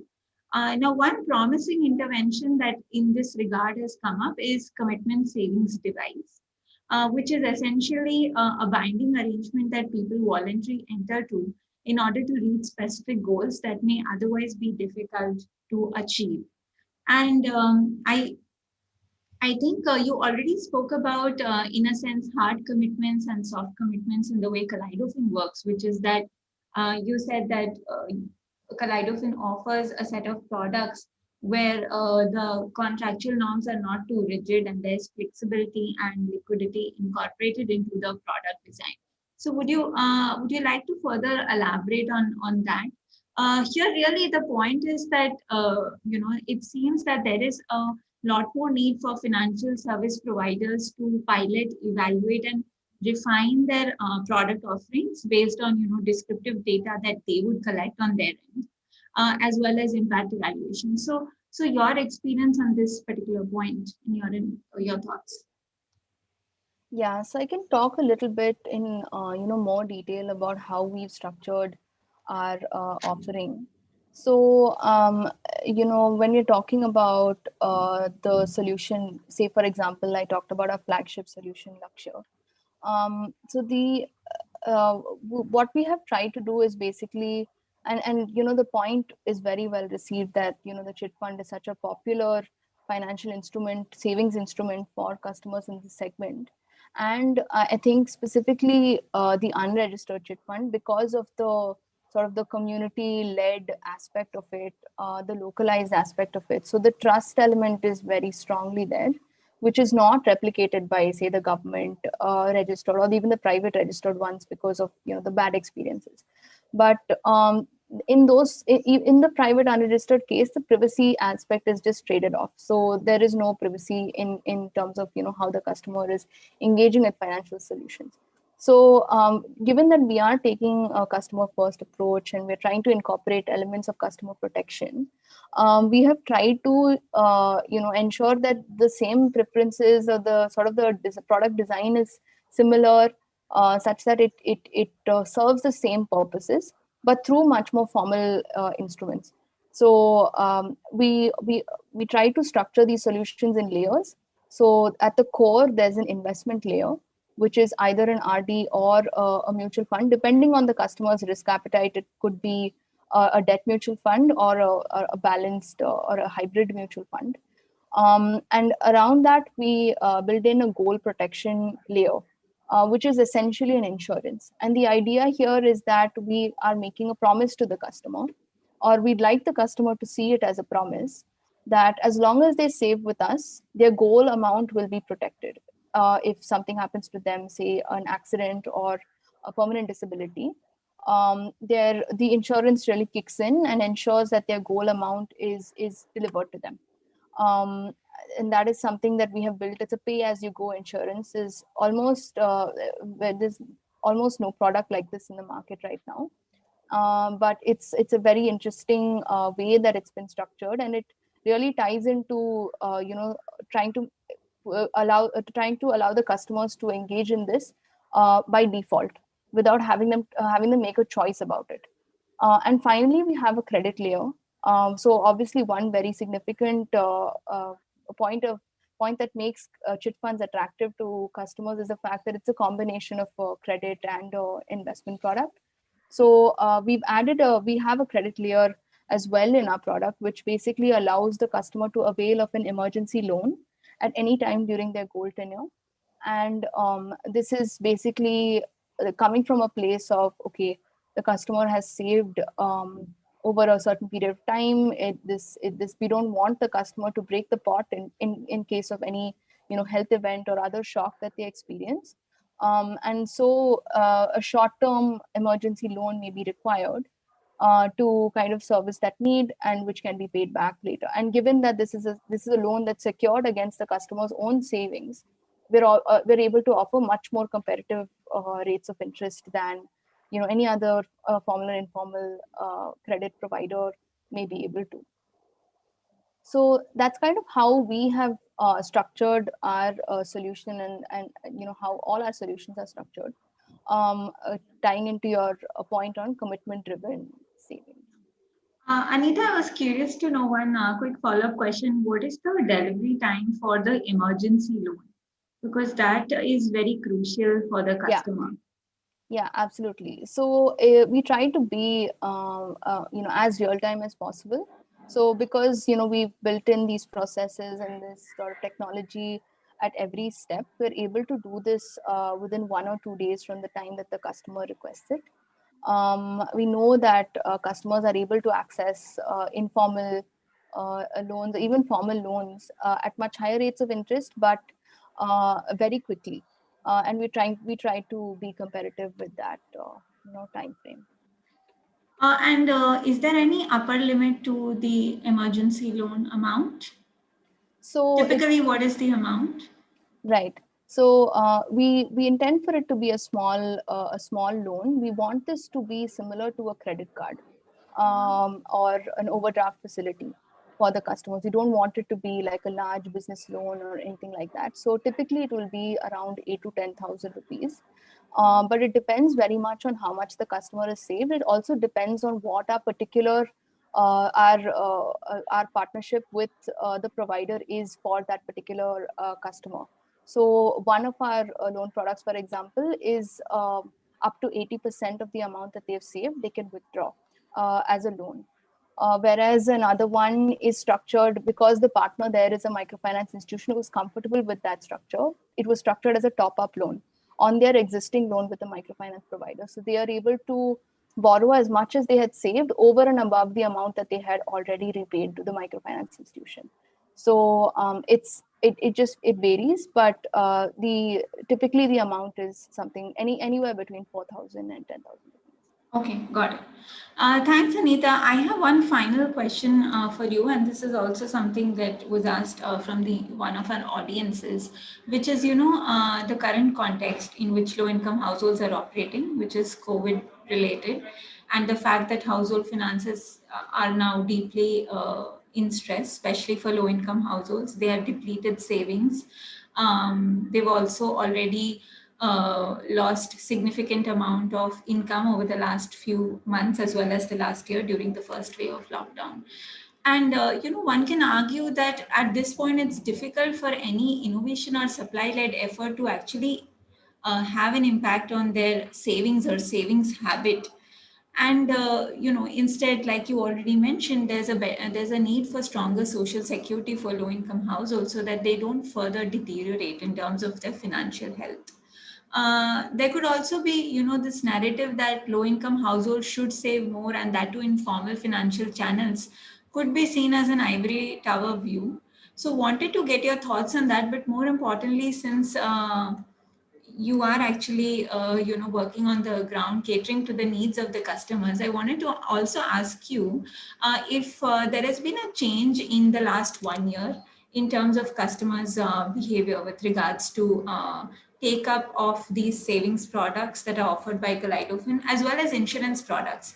Now, one narrative that we're hearing is that, yes, now there is a greater need felt for insurance, so take up of insurance could be high.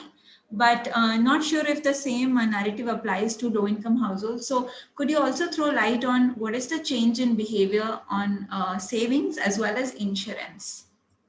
Sure. So I'll have to open with a disclaimer that because the insurance is a part of our solution, we will treat it as one along with savings. So our experience over the past year has been, varied. In the beginning, I think March 24th onwards, the initial days of the lockdown were extremely hard for this customer segment. Our customers were hit very hard. The fact that most agent networks were completely grounded, there was no scope for travel, also made remote customer engagement really important. Fortunately, we had built out some of those channels to make that a possibility. Earning opportunities had obviously almost completely dried up. And we did see a small increase in the number of withdrawals. We would, in the ordinary course, probably see 1 to 2% of withdrawals. We call them redemptions at any point in time. This kind of increased to around 5 to 6%, but not like a huge amount or not like a very significant difference. Interestingly, what we also saw was half of the customers who did redeem, they did not pause their savings journey and they continued to save with us. So while they needed the amount that they had already saved up until that point to tide over the shock that they had experienced, they very clearly understood the value of the savings journey that they had undertaken up until that point, and kind of continued with it. And we also saw customers influencing other customers to get on board with the program. So in line with that, I think we did see very encouragingly a very significant uptick in payments between the two waves because of just a little bit of the snowball effect. While their redemptions also increased a little bit, we did see that as soon as agents were able to travel and meet customers, and that channel was established well, we saw an uptick in payments right through the time between the two waves, which is, I think, a very clear indicator of the savings resilience of the customer. As soon as sort of the job opportunities, employment guarantees started to kick in, direct benefits and the stimulus, that was all very strongly correlated with the uptick in payments. So while I do agree that, social security and the need for it, especially at this customer segment, has come to the fore, I think that, both will have to go hand in hand. I think a lot of different players in this ecosystem have come together to really work on inculcating the savings habit among this customer segment. And we know that, simply opening the Jan Dhan account has not led to that, given dormancies and things like that. So I think that it will be really important to continue to innovate to support customers during this time, and just take that work forward. Great. Thank you, Anita. That's really promising to hear. And those were all the questions that I have from my side. Thank you so much for your time. I think we've heard some really promising innovations that Kaleidofin is taking up, but also some promising trends around, offering more flexibility and liquidity to the customers, which talks about the innovation on the product design aspect. But supposedly more could be done on the behavioral component and taking into account the different behavioral factors that affect savings behavior, as well as what are the factors that affect what kinds of customers, because if we also go further into the typology of customers, not everything would be plain vanilla. I'm sure there's enough diversity there as well. Yes. So some promising themes you've spoken about. Thank you so much for your time. And thank you so much to both the teams who have researched on this topic and expanded our knowledge base. Over to you, Natasha. Thank you, Misha. Thank you, Anita and Misha, for your thoughts on this theme. It was very interesting to hear about how people can be encouraged to set saving goals and then be incentivized to stick to these goals, the barriers that they face in following through, and finally, how social norms for women savers can be worked around to enable such savings. Drawing from the experiences of Kaleidofin, you help us put our thoughts into perspective. So thank you for that, Anita. We will now have a short break. Let's come back at 6:15 for our final and very exciting segment on crop insurance.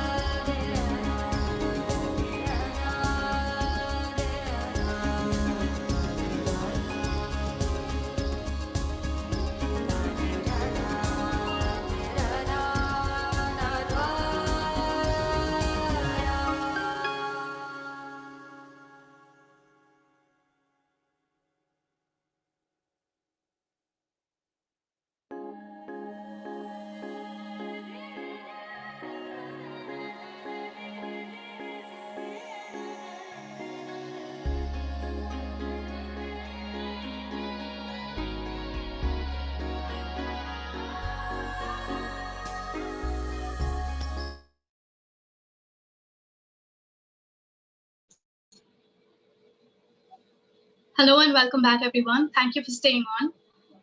We will now proceed to our final presentation for the day. This presentation by Dr. V.S. Reddy, President and Executive Director of PRDIS, and Dr. A. Amrendra Reddy, Principal Scientist at ICAR, discusses the development of Farmers' Distress Index, a theme that is not only very interesting, but also a very relevant one given the currently unfolding crisis around the recent farm bills in India. So I invite the team to share their findings on this topic for the next 30 minutes. Also, a couple of housekeeping pointers. Please drop your questions on the right-hand side chat box, which the speakers will take up during the Q&A session. Also, it would be great if you can add your names when you drop your question. And a note for the panelists is that we are live streaming this session on the conference website, and participants have joined us there. We will not have them here on Zoom. Over to you.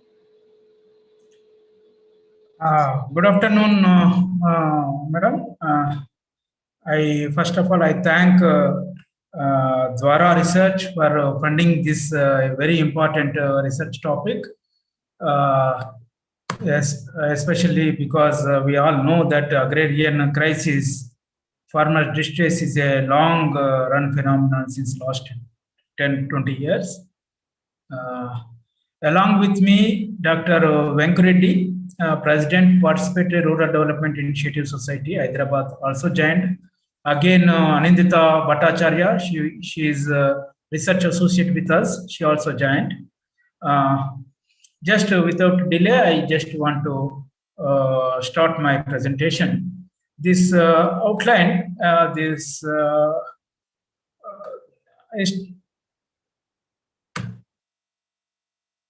start with what is farmers' distress. There are many definitions, but there are some common points among all the definitions. What are the drylands? Because most of the farmer distress we are encountering, whether Maharashtra, Vidarbha region, or Telangana region, any other, even Karnataka, mostly it is confined to dryland areas. So what is dryland areas and all some of the definitions we will cover. And literature gap in farmers distress analysis. Basically, there are a lot of literature is available, but mostly they use district level data, they use some case studies type of thing. Until now, Government of India is not able to trace some, now we are developing many development index, sustainability index, many livelihood index type of things. But in case of farmers distress, we have to track what is the level of farmers distress at farmers level. That's very, very important because it's a localized phenomenon. So the type of analysis is not there in the existing literature, or government is not even using those very important indices to track the data, especially at least to foresee when the very distress conditions will be there in the future. That type of analysis is very much required to make some policy interventions before occurrence of severe farmer distress. What are the components of farmer distress? Once, if we want to develop some farmer distress, what are the components? Likely components and methodology. Some indicators. Again, there are many indicators available with no literature. Some about 150, something like that. But at to scale up at macro level, we need to pin down to maybe 10, 20, or 30 indicators so that government can track those indicators in a very effective manner, in a bigger scale. So we have to screen those indicators. That we will do in this. We have done this screening, how we have done a screening and all, and also results, and how to scale up this use of this farmers distress index to especially to categorize blocks or mandals, highly distressed mandals or moderately distressed mandals or low distressed mandals, so that government can prioritize highly distressed mandals for their investment, their policy interventions, or this type of interventions. So this is so what is farmer distress basically? It is general dictionary meaning is very broadly suffering, misery, agony. These are all some of the meaning for for distress. And distress implies external and usually temporary cause of great physical or mental strain or stress. So that is when it applicable to farmers. So what are the causes? Crop failure generally, indebtedness again, non-remunerative prices to the farmers, low returns, and again in the after 1990s the rural economy, agrarian economy changing a lot. So at about about 50% of the farmers' incomes is coming for alternative income sources like non-farm employment, off-farm employment, very diverse petty business, all these type of sources. So if farm sector is not performing, if there is alternative sources, then there is no distress. But farm sector, some sector is not performing, as well as the alternate sources are not available, then it will perpetuate farmers' distress. So again, what are the dry lands? United Nations, because it's a simple meaning is if there is a deficit rainfall. So the drylands as tropical temperate areas with aridity index of 65. Aridity index is the ratio of potential evapotranspiration to the average precipitation. Dryland areas are characterized by scarcity of water, that's the main thing, which is a major constraint of farm production and resulting in uncertainty in the yields. That is broadly, but consequently with the dry lands with only single crop, with crop failure, there are many consequent problems like low income, indebtedness, poverty, all these things will come in. So drylands, geographical and distribution. I don't want to cover these things. Mainly 60% of this, India, 177 districts are classified as mainly dryland areas, and again mostly concentrated in Rajasthan, Gujarat, Maharashtra, Madhya Pradesh, Andhra Pradesh, and Telangana, Tamil Nadu. Dryland is largely confined to the regions having low and erratic rainfall, less than 750 mm annually, and no assured irrigation facilities. For example, some places there is a low rainfall, but there are some assured irrigation in some North Indian canal belt. So those will not call as a dryland areas. Mainly erratic rainfall with low rainfall accompanied by without any much irrigation facilities. Those are the dryland areas. And vulnerability in drylands, as dryland areas are highly prone to distress situation due to frequent droughts, delay in onset of monsoons, and some dry spells, means within the in between crop period, 1 month or 15 days dry spells, there is a huge probability of crop failure year after year in these areas. We are seeing the very typical drylands are Vidarbha region. In Telangana, some districts are there. Not only the dryland, the entire agriculture system is now in distress because of many reasons. Okay, we are focusing on drylands, but even in overall agriculture sector is also in distress. So external and internal aspects of livelihood distress.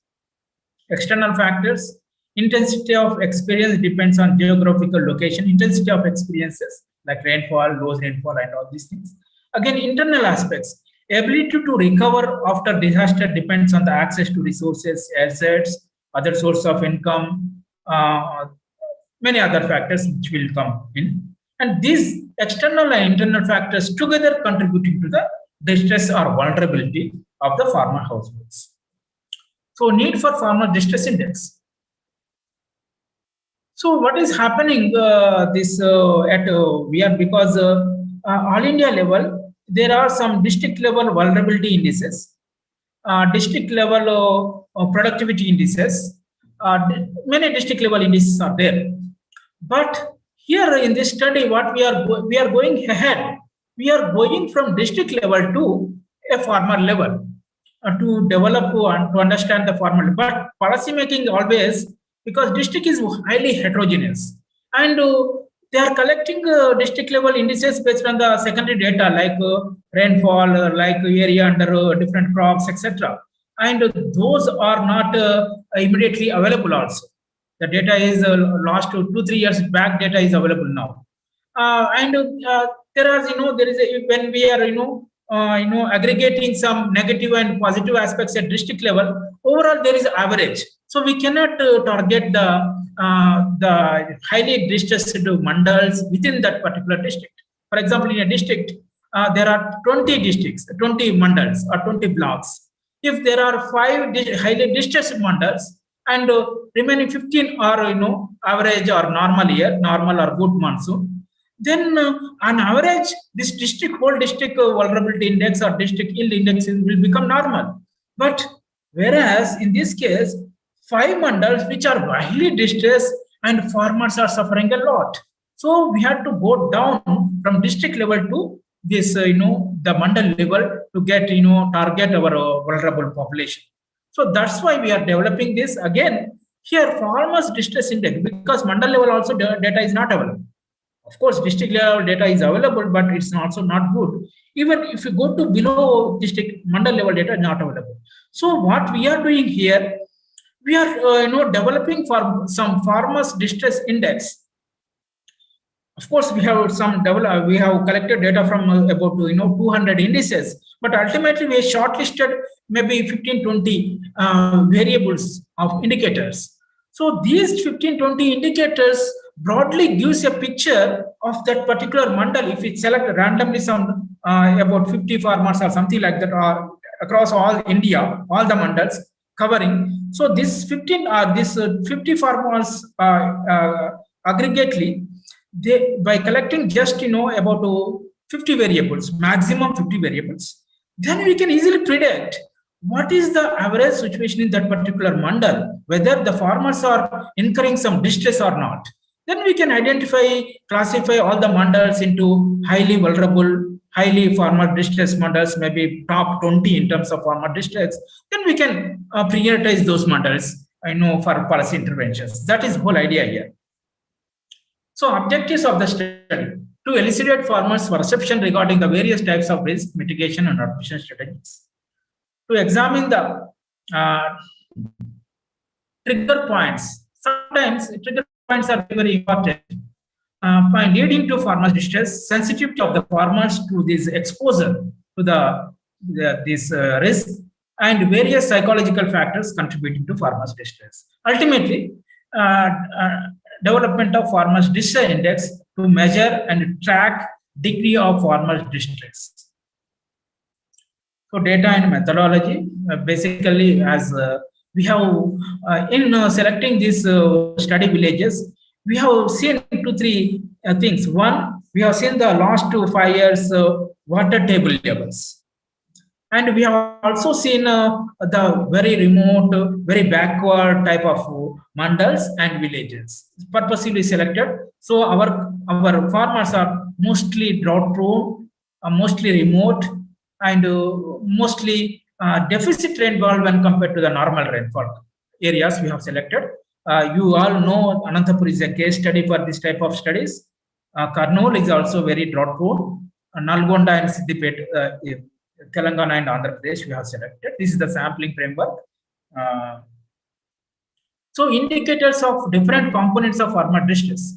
So we can start with the first example, exposure to risk. Exposure, then I will come, what is exposure?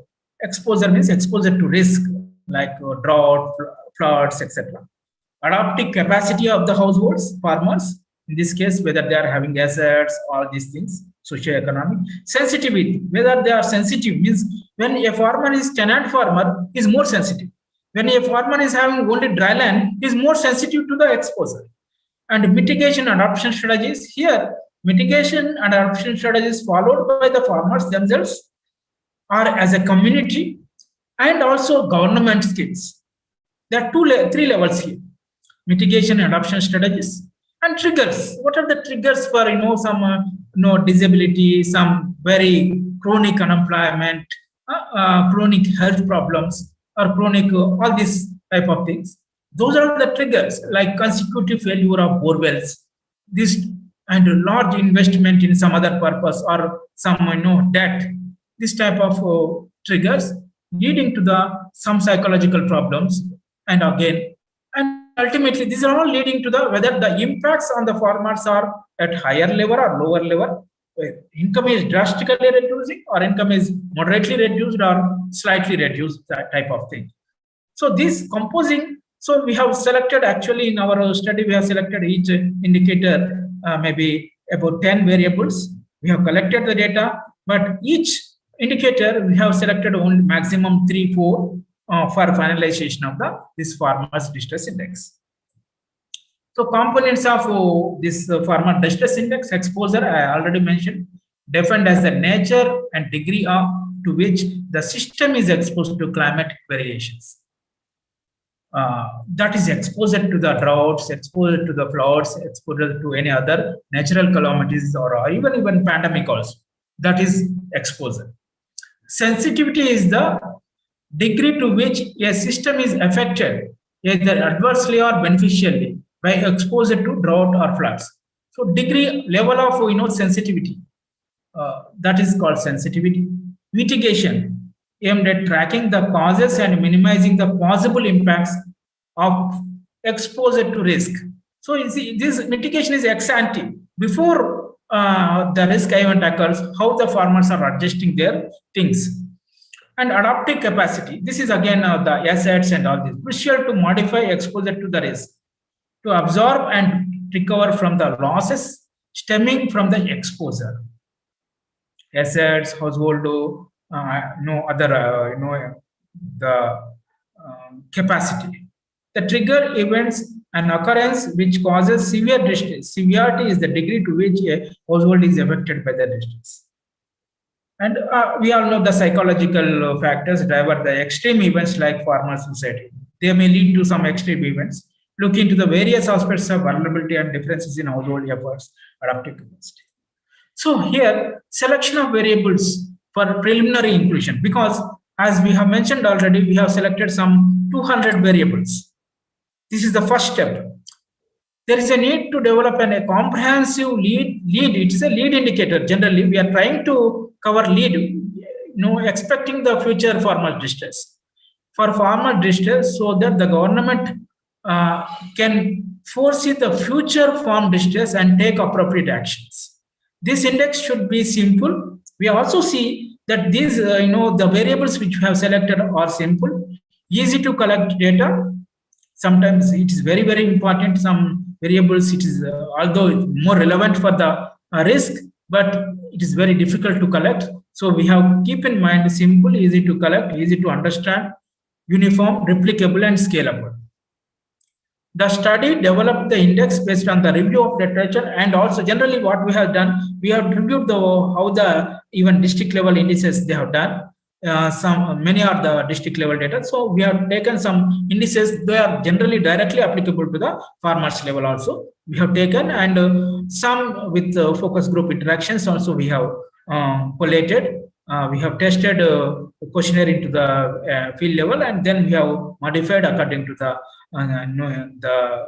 farmers' opinion. Then we had ultimately developed this questionnaire.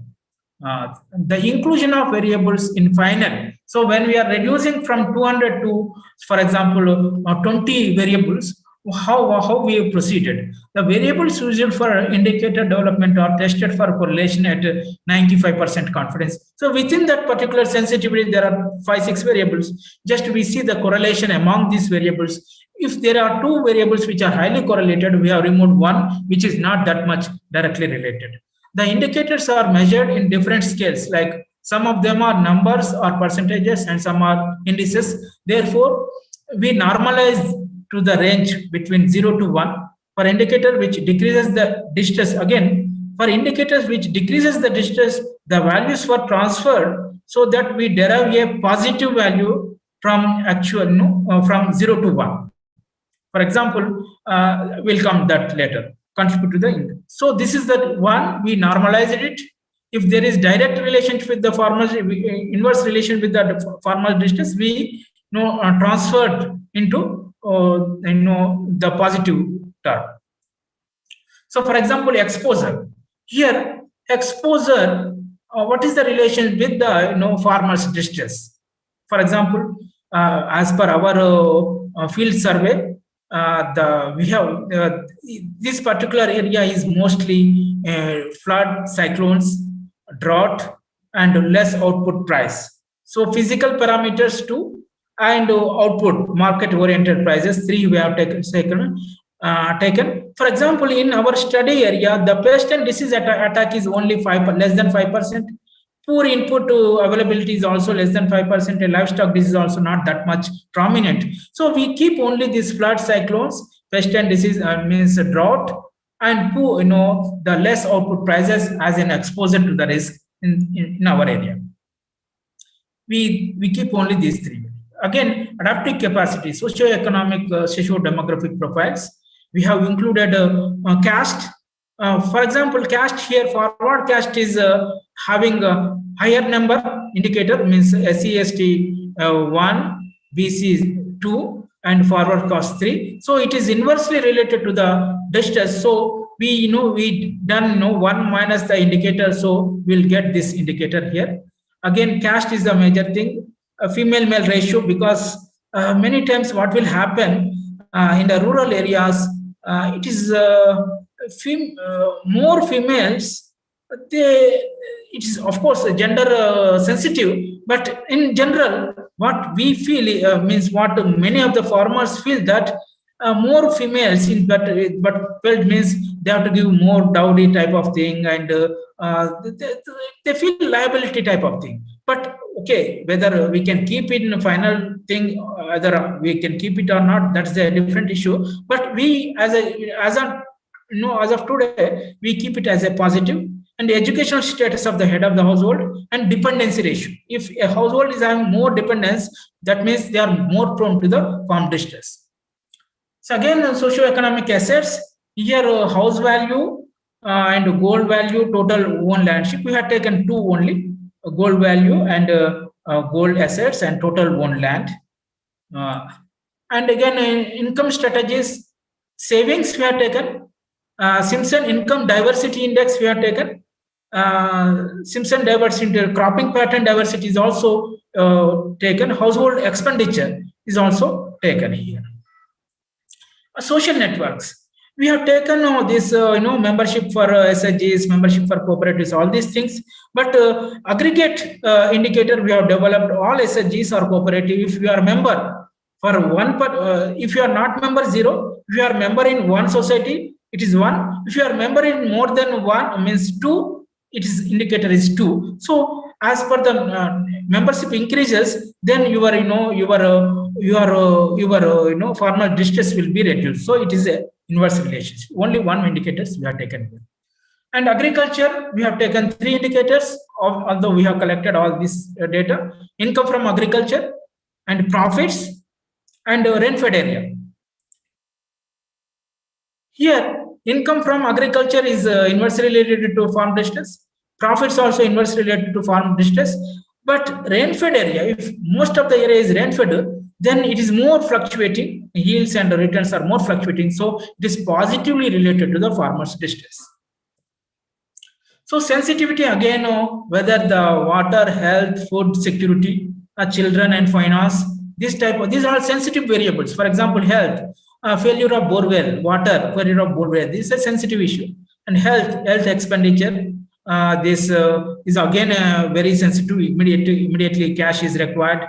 And food expenses, that is also sensitive to food security.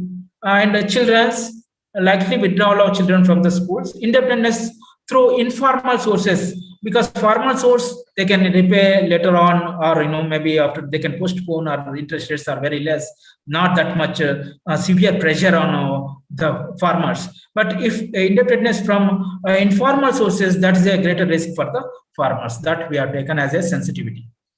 Mitigation and adoption strategies, though how farmers are mitigation and adoption strategies. Farmers level, sometimes farmers reduce cropped area, reduce household expenses, borrow from money lenders, and sold livestock animals, this type of mitigation or adoption strategies. And government benefits, most of the times what will happen if government is nowadays every government, any state government or even central government put together, they are getting a lot of money in terms of different schemes, direct money transfer, old age pensions and all. So they are contributing significantly in reducing farmers' distress. The benefited from any formal institutions, Raitu Bandhu means you can say the PM Kisan, direct money transfer to the farmers, and also benefited through old age pension and benefited through insurance scheme. So these are some of the variables we have considered in while constructing. Again, adoption strategies, migrated to other places, that is one adoption strategy. Dependence more on non-farm employment if there is availability, and low, again, some constraints. What are the constraints? For example, low education level, inadequate capital, and lack of irrigation. These are the constraints which we have included. So what are the trigger points? Chronic illness, children marriage, dowry. Recently, they have done some child marriage and they have paid some huge amounts of dowry. That's also distress. And unemployment, chronic unemployment, low output price, and crop failure. These are all some of the triggers immediately having some severe backlash to the farmers' economic situation. So social and psychological factors which we have included: feeling isolated, unable to fulfill family responsibilities, worried about financial distress, addiction to smoking or alcohol, drugs, and stress out of long time. So these variables we have included in this. The impact. This is a subjective criteria we have taken. Reduced income, increase in indebtedness on 1 to 10 scale, increase in indebtedness. What is the impact of all the farmers' distress? Increase in poverty and face distress in last 5 years. It's a cumulative effect sometimes. Many times it is a cumulative effect. In the last 5 years, what is how many years you face distress, what is the loss? So this is the results. For example, we are having 640 households. Best land status. For example, if you take, for example, you see this caste category, the SC is having 2.75 acres ownership owned land, but they have taken more land as a tenancy. For example, 3.24 acres they have taken as a tenancy. And ST farmers average land holding is 3.41. They have taken generally average 3.38, as you know. And out of this, rain-fed operational area is 2.83, and irrigation is very much less. Most of the times it is very less, except in forward caste, it is most of the land is irrigated, and among forward caste, ownership land is also higher. So these are all some of the percentage of irrigated area. You see among the forward caste it is 41%. Among these STs it is 16%. So that much variation is there. And again, a tenancy, again, large own farmers, their average size is 5.7. They are leasing in land 5.5 acres. Rain-fed area is 4.47, and irrigated is this. So this again, sometimes we have classified farmers into 3 groups on tenancy, because tenancy is very crucial and it's a trigger for farm distress. Large own farmers, there is no much risk at all. Small own farmers, as well as the tenant farmers. Small or tenant, that is a little bit of risk is there, but not serious. But small farmers, and also they are taking in some tenant, some land as a tenancy, they are more vulnerable to this farm, whether it is drought or crop failure or something like that. So this particular category of farmers, small as well as tenant farmers, these particular farmers are more vulnerable. Their situation, if you see, 1.3 acres own land, they have taken in land, operational world means 5.47 means they are taking in, leasing in 5 acres. That risk is increased 5 times. Rain-fed operational load, mostly rain-fed again. So this is the situation in this land holding pattern. Again, annual income and cumulative loss estimation. So if you see our annual income is the 1 lakh agricultural income is 17,000. Agricultural labor is 23, because mostly they are all small farmers. They are getting more income in agricultural labor than compared to agriculture.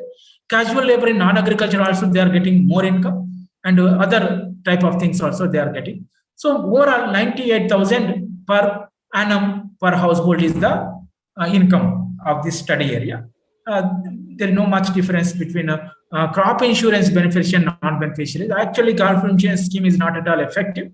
So it is that is the situation at grassroots level. And most of the farmers, 90% of the farmers, whether they don't know whether they have paid premium and all these things.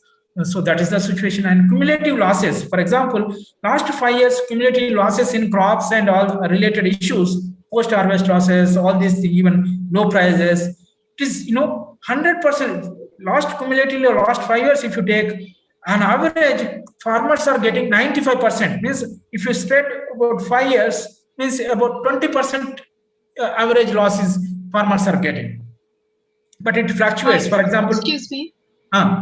Sorry to interrupt you, Dr. Reddy. I just want to quickly step in and say that we're out of time. So okay. I request you to kind of like. Okay, right. So how much time I left? We're actually out of time, but you can take the next 2 minutes maybe to conclude. 2 minutes, okay. So this I'm not going into this thing, profit from the farmers, and so I also, because you are interested in these things, of course, there is also the social and psychological factors. So ultimately, if we consider all this, the 7, the components of this is the last slide, last but one, okay. So this farm distress index, we just here I have shown this district-wise farm distress index. This is composite of 7 indicators, as already mentioned. This, for example, where is this? Exposure to risk, adaptive capacity, sensitivity, mitigation and adoption strategies, triggers, social and psychological factors, impact. So this last this year means last year, they are having a lot of impact. Means they reduce their incomes. They are mostly indebted. All these things. Why? Because they don't have, majority of the farmers, they don't have adaptive capacity. They are having high index of adaptive capacity. That means they don't have any adaptive capacity. And again, mitigation and adoption strategies, and the farmers also not having any mitigation adoption strategies in a wide scale. But triggers also played a bigger role in the last year. But in terms of sensitivity, there is no very sensitive index is very much less. Social and psychological factors index is very much less, and exposure to risk is also less.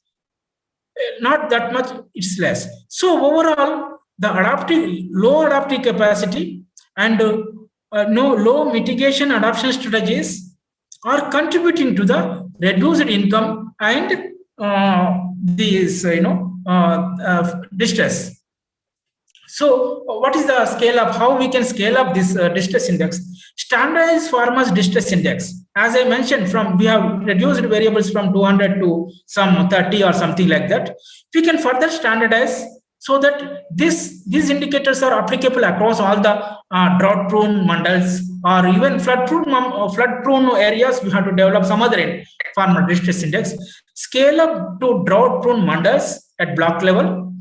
Tracking farmer distress index for prioritization. So when we are, for example, each mandal we are collecting data from 50 farmers for this standardized 30 variables through online, whatever the means. Then you can classify each mandal into, for example, category A mandal, severe distress mandal. For example, this index is much higher, maybe some 0.7 or something like that, aggregate index. Then top 30% of the mandals in terms of farmer distress index, you categorize as category A mandals. And for example, 30% to 60% from top categories as category B mandals, moderate distress mandals, and category C mandals with low index of farmer distress index, that is bottom 40% mandals. You can categorize, separate funds to distress, to address farmers distress, to allocate more funds to category A and B mandals. So that we have to strategize this type of farmer distress index from grassroots level, from farmers to mandal, then divide across all this farm distress index based on the farm distress index. So this is my overall thing. Thank you very much for giving me this opportunity. Any questions I can answer. Yeah, so thank you, Dr. Reddy, for your interesting presentation. The paper tells us that the vulnerability of households differs mostly because of differences in its adaptive capacity, mitigation and adaptation strategies, and impacts of agrarian distress. It also indicates the different distress levels for the region studied, which may be helpful in providing government and other relevant agencies with critical information for proper distribution of relief materials. So we will now take questions from the audience for the next 10 minutes that we have. The first question is, how well can the indicators reflect the unpredictability of climate change? Is it possible that because of climate change, the index could constantly indicate different levels of distress? So, climate change is a long-term phenomenon. Of course, definitely we are capturing some of the climate change indicators. For example, droughts, floods, severe crop failure. We are all capturing these when drought, floods, and this crop failures or price reduction. This type of things in our indicators. But climate change, as the term indicates, it is a long-term phenomenon. And here, farmer distress index, it is basically a short-term or medium-term policy indices. It is a policy index, so that is an instrument to use as a policy instrument. So, how a state government can respond to this farmer distress index? That is our our objective. So our objective is to quantify the immediate causes for farmers' distress, which are drought, which are floods, which are crop failure, and how can adapt, whether the farmers are having capacity to adapt, whether the government is having any programs to address where is the lack of, because we are having 7 components. Among these 7 components, which component we can intervene in terms of government action, in terms of state government, in terms of central government, where the intervention points. We can also identify where are the lacunas, whether the farmers can adjust or the state government can adjust, on which component. But climate change is a long-term phenomenon. I don't want to consider that terminology in this, I think. Thank you, that answers it. So the next question is, how do we make sure that such index can be readily used by the insurers for providing an insurance coverage to individual farmers? Example, the index covers elements like caste, price movement, which are not insurable topics. Yes. That is absolutely true. It is crop insurance schemes are narrowed down schemes, probably. Because this farm distress index is a much broader in scope, and it reflects real reality at the grassroots level, whether the farmers are really distressed. For example, the Anantapur groundnut crop is there. Crop must have failed, and income crop insurance insured that crop. But the farmers' distress cannot stop there, because once the farmers nowadays farmers are getting about 60% of income from some other source, and some other source. Ultimately, this crop insurance will cover only some 30% of the loss to the farmers. A larger context. What is the farmer distress level? And for example, a large farmer, irrigated farmers, they are also getting crop insurance. But by using this farmers distress index, the government can plan some strategies, allocate more resources. For example, even for example, crop insurers, they can index their insurance payments about 50% to the crops and 50% to the broader farmers distress index. So they weighted average. For example, you give weightage for crop loss, maybe 50%, you can give weightage for this type of farmer distress index, maybe 30% or something like so another variable, some 20%. So that way they can use this index in a better way to cover broader losses to the farmers. It is also useful, but mainly it is useful for the government to implement their own schemes or their own, for example, COVID, government is just, giving some direct money transfer. That type of instruments they can use. Thank you for highlighting that.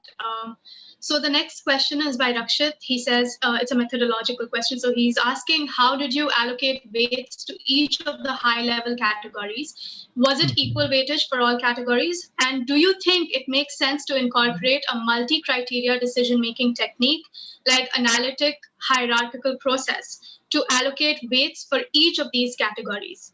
He further states, this way you can yeah, I'll just finish this quickly. So he further explains, this way you can collect opinions of various stakeholders, like that of insurance providers, on which categories are more important and which categories are less important, and then accordingly rationalize the weights.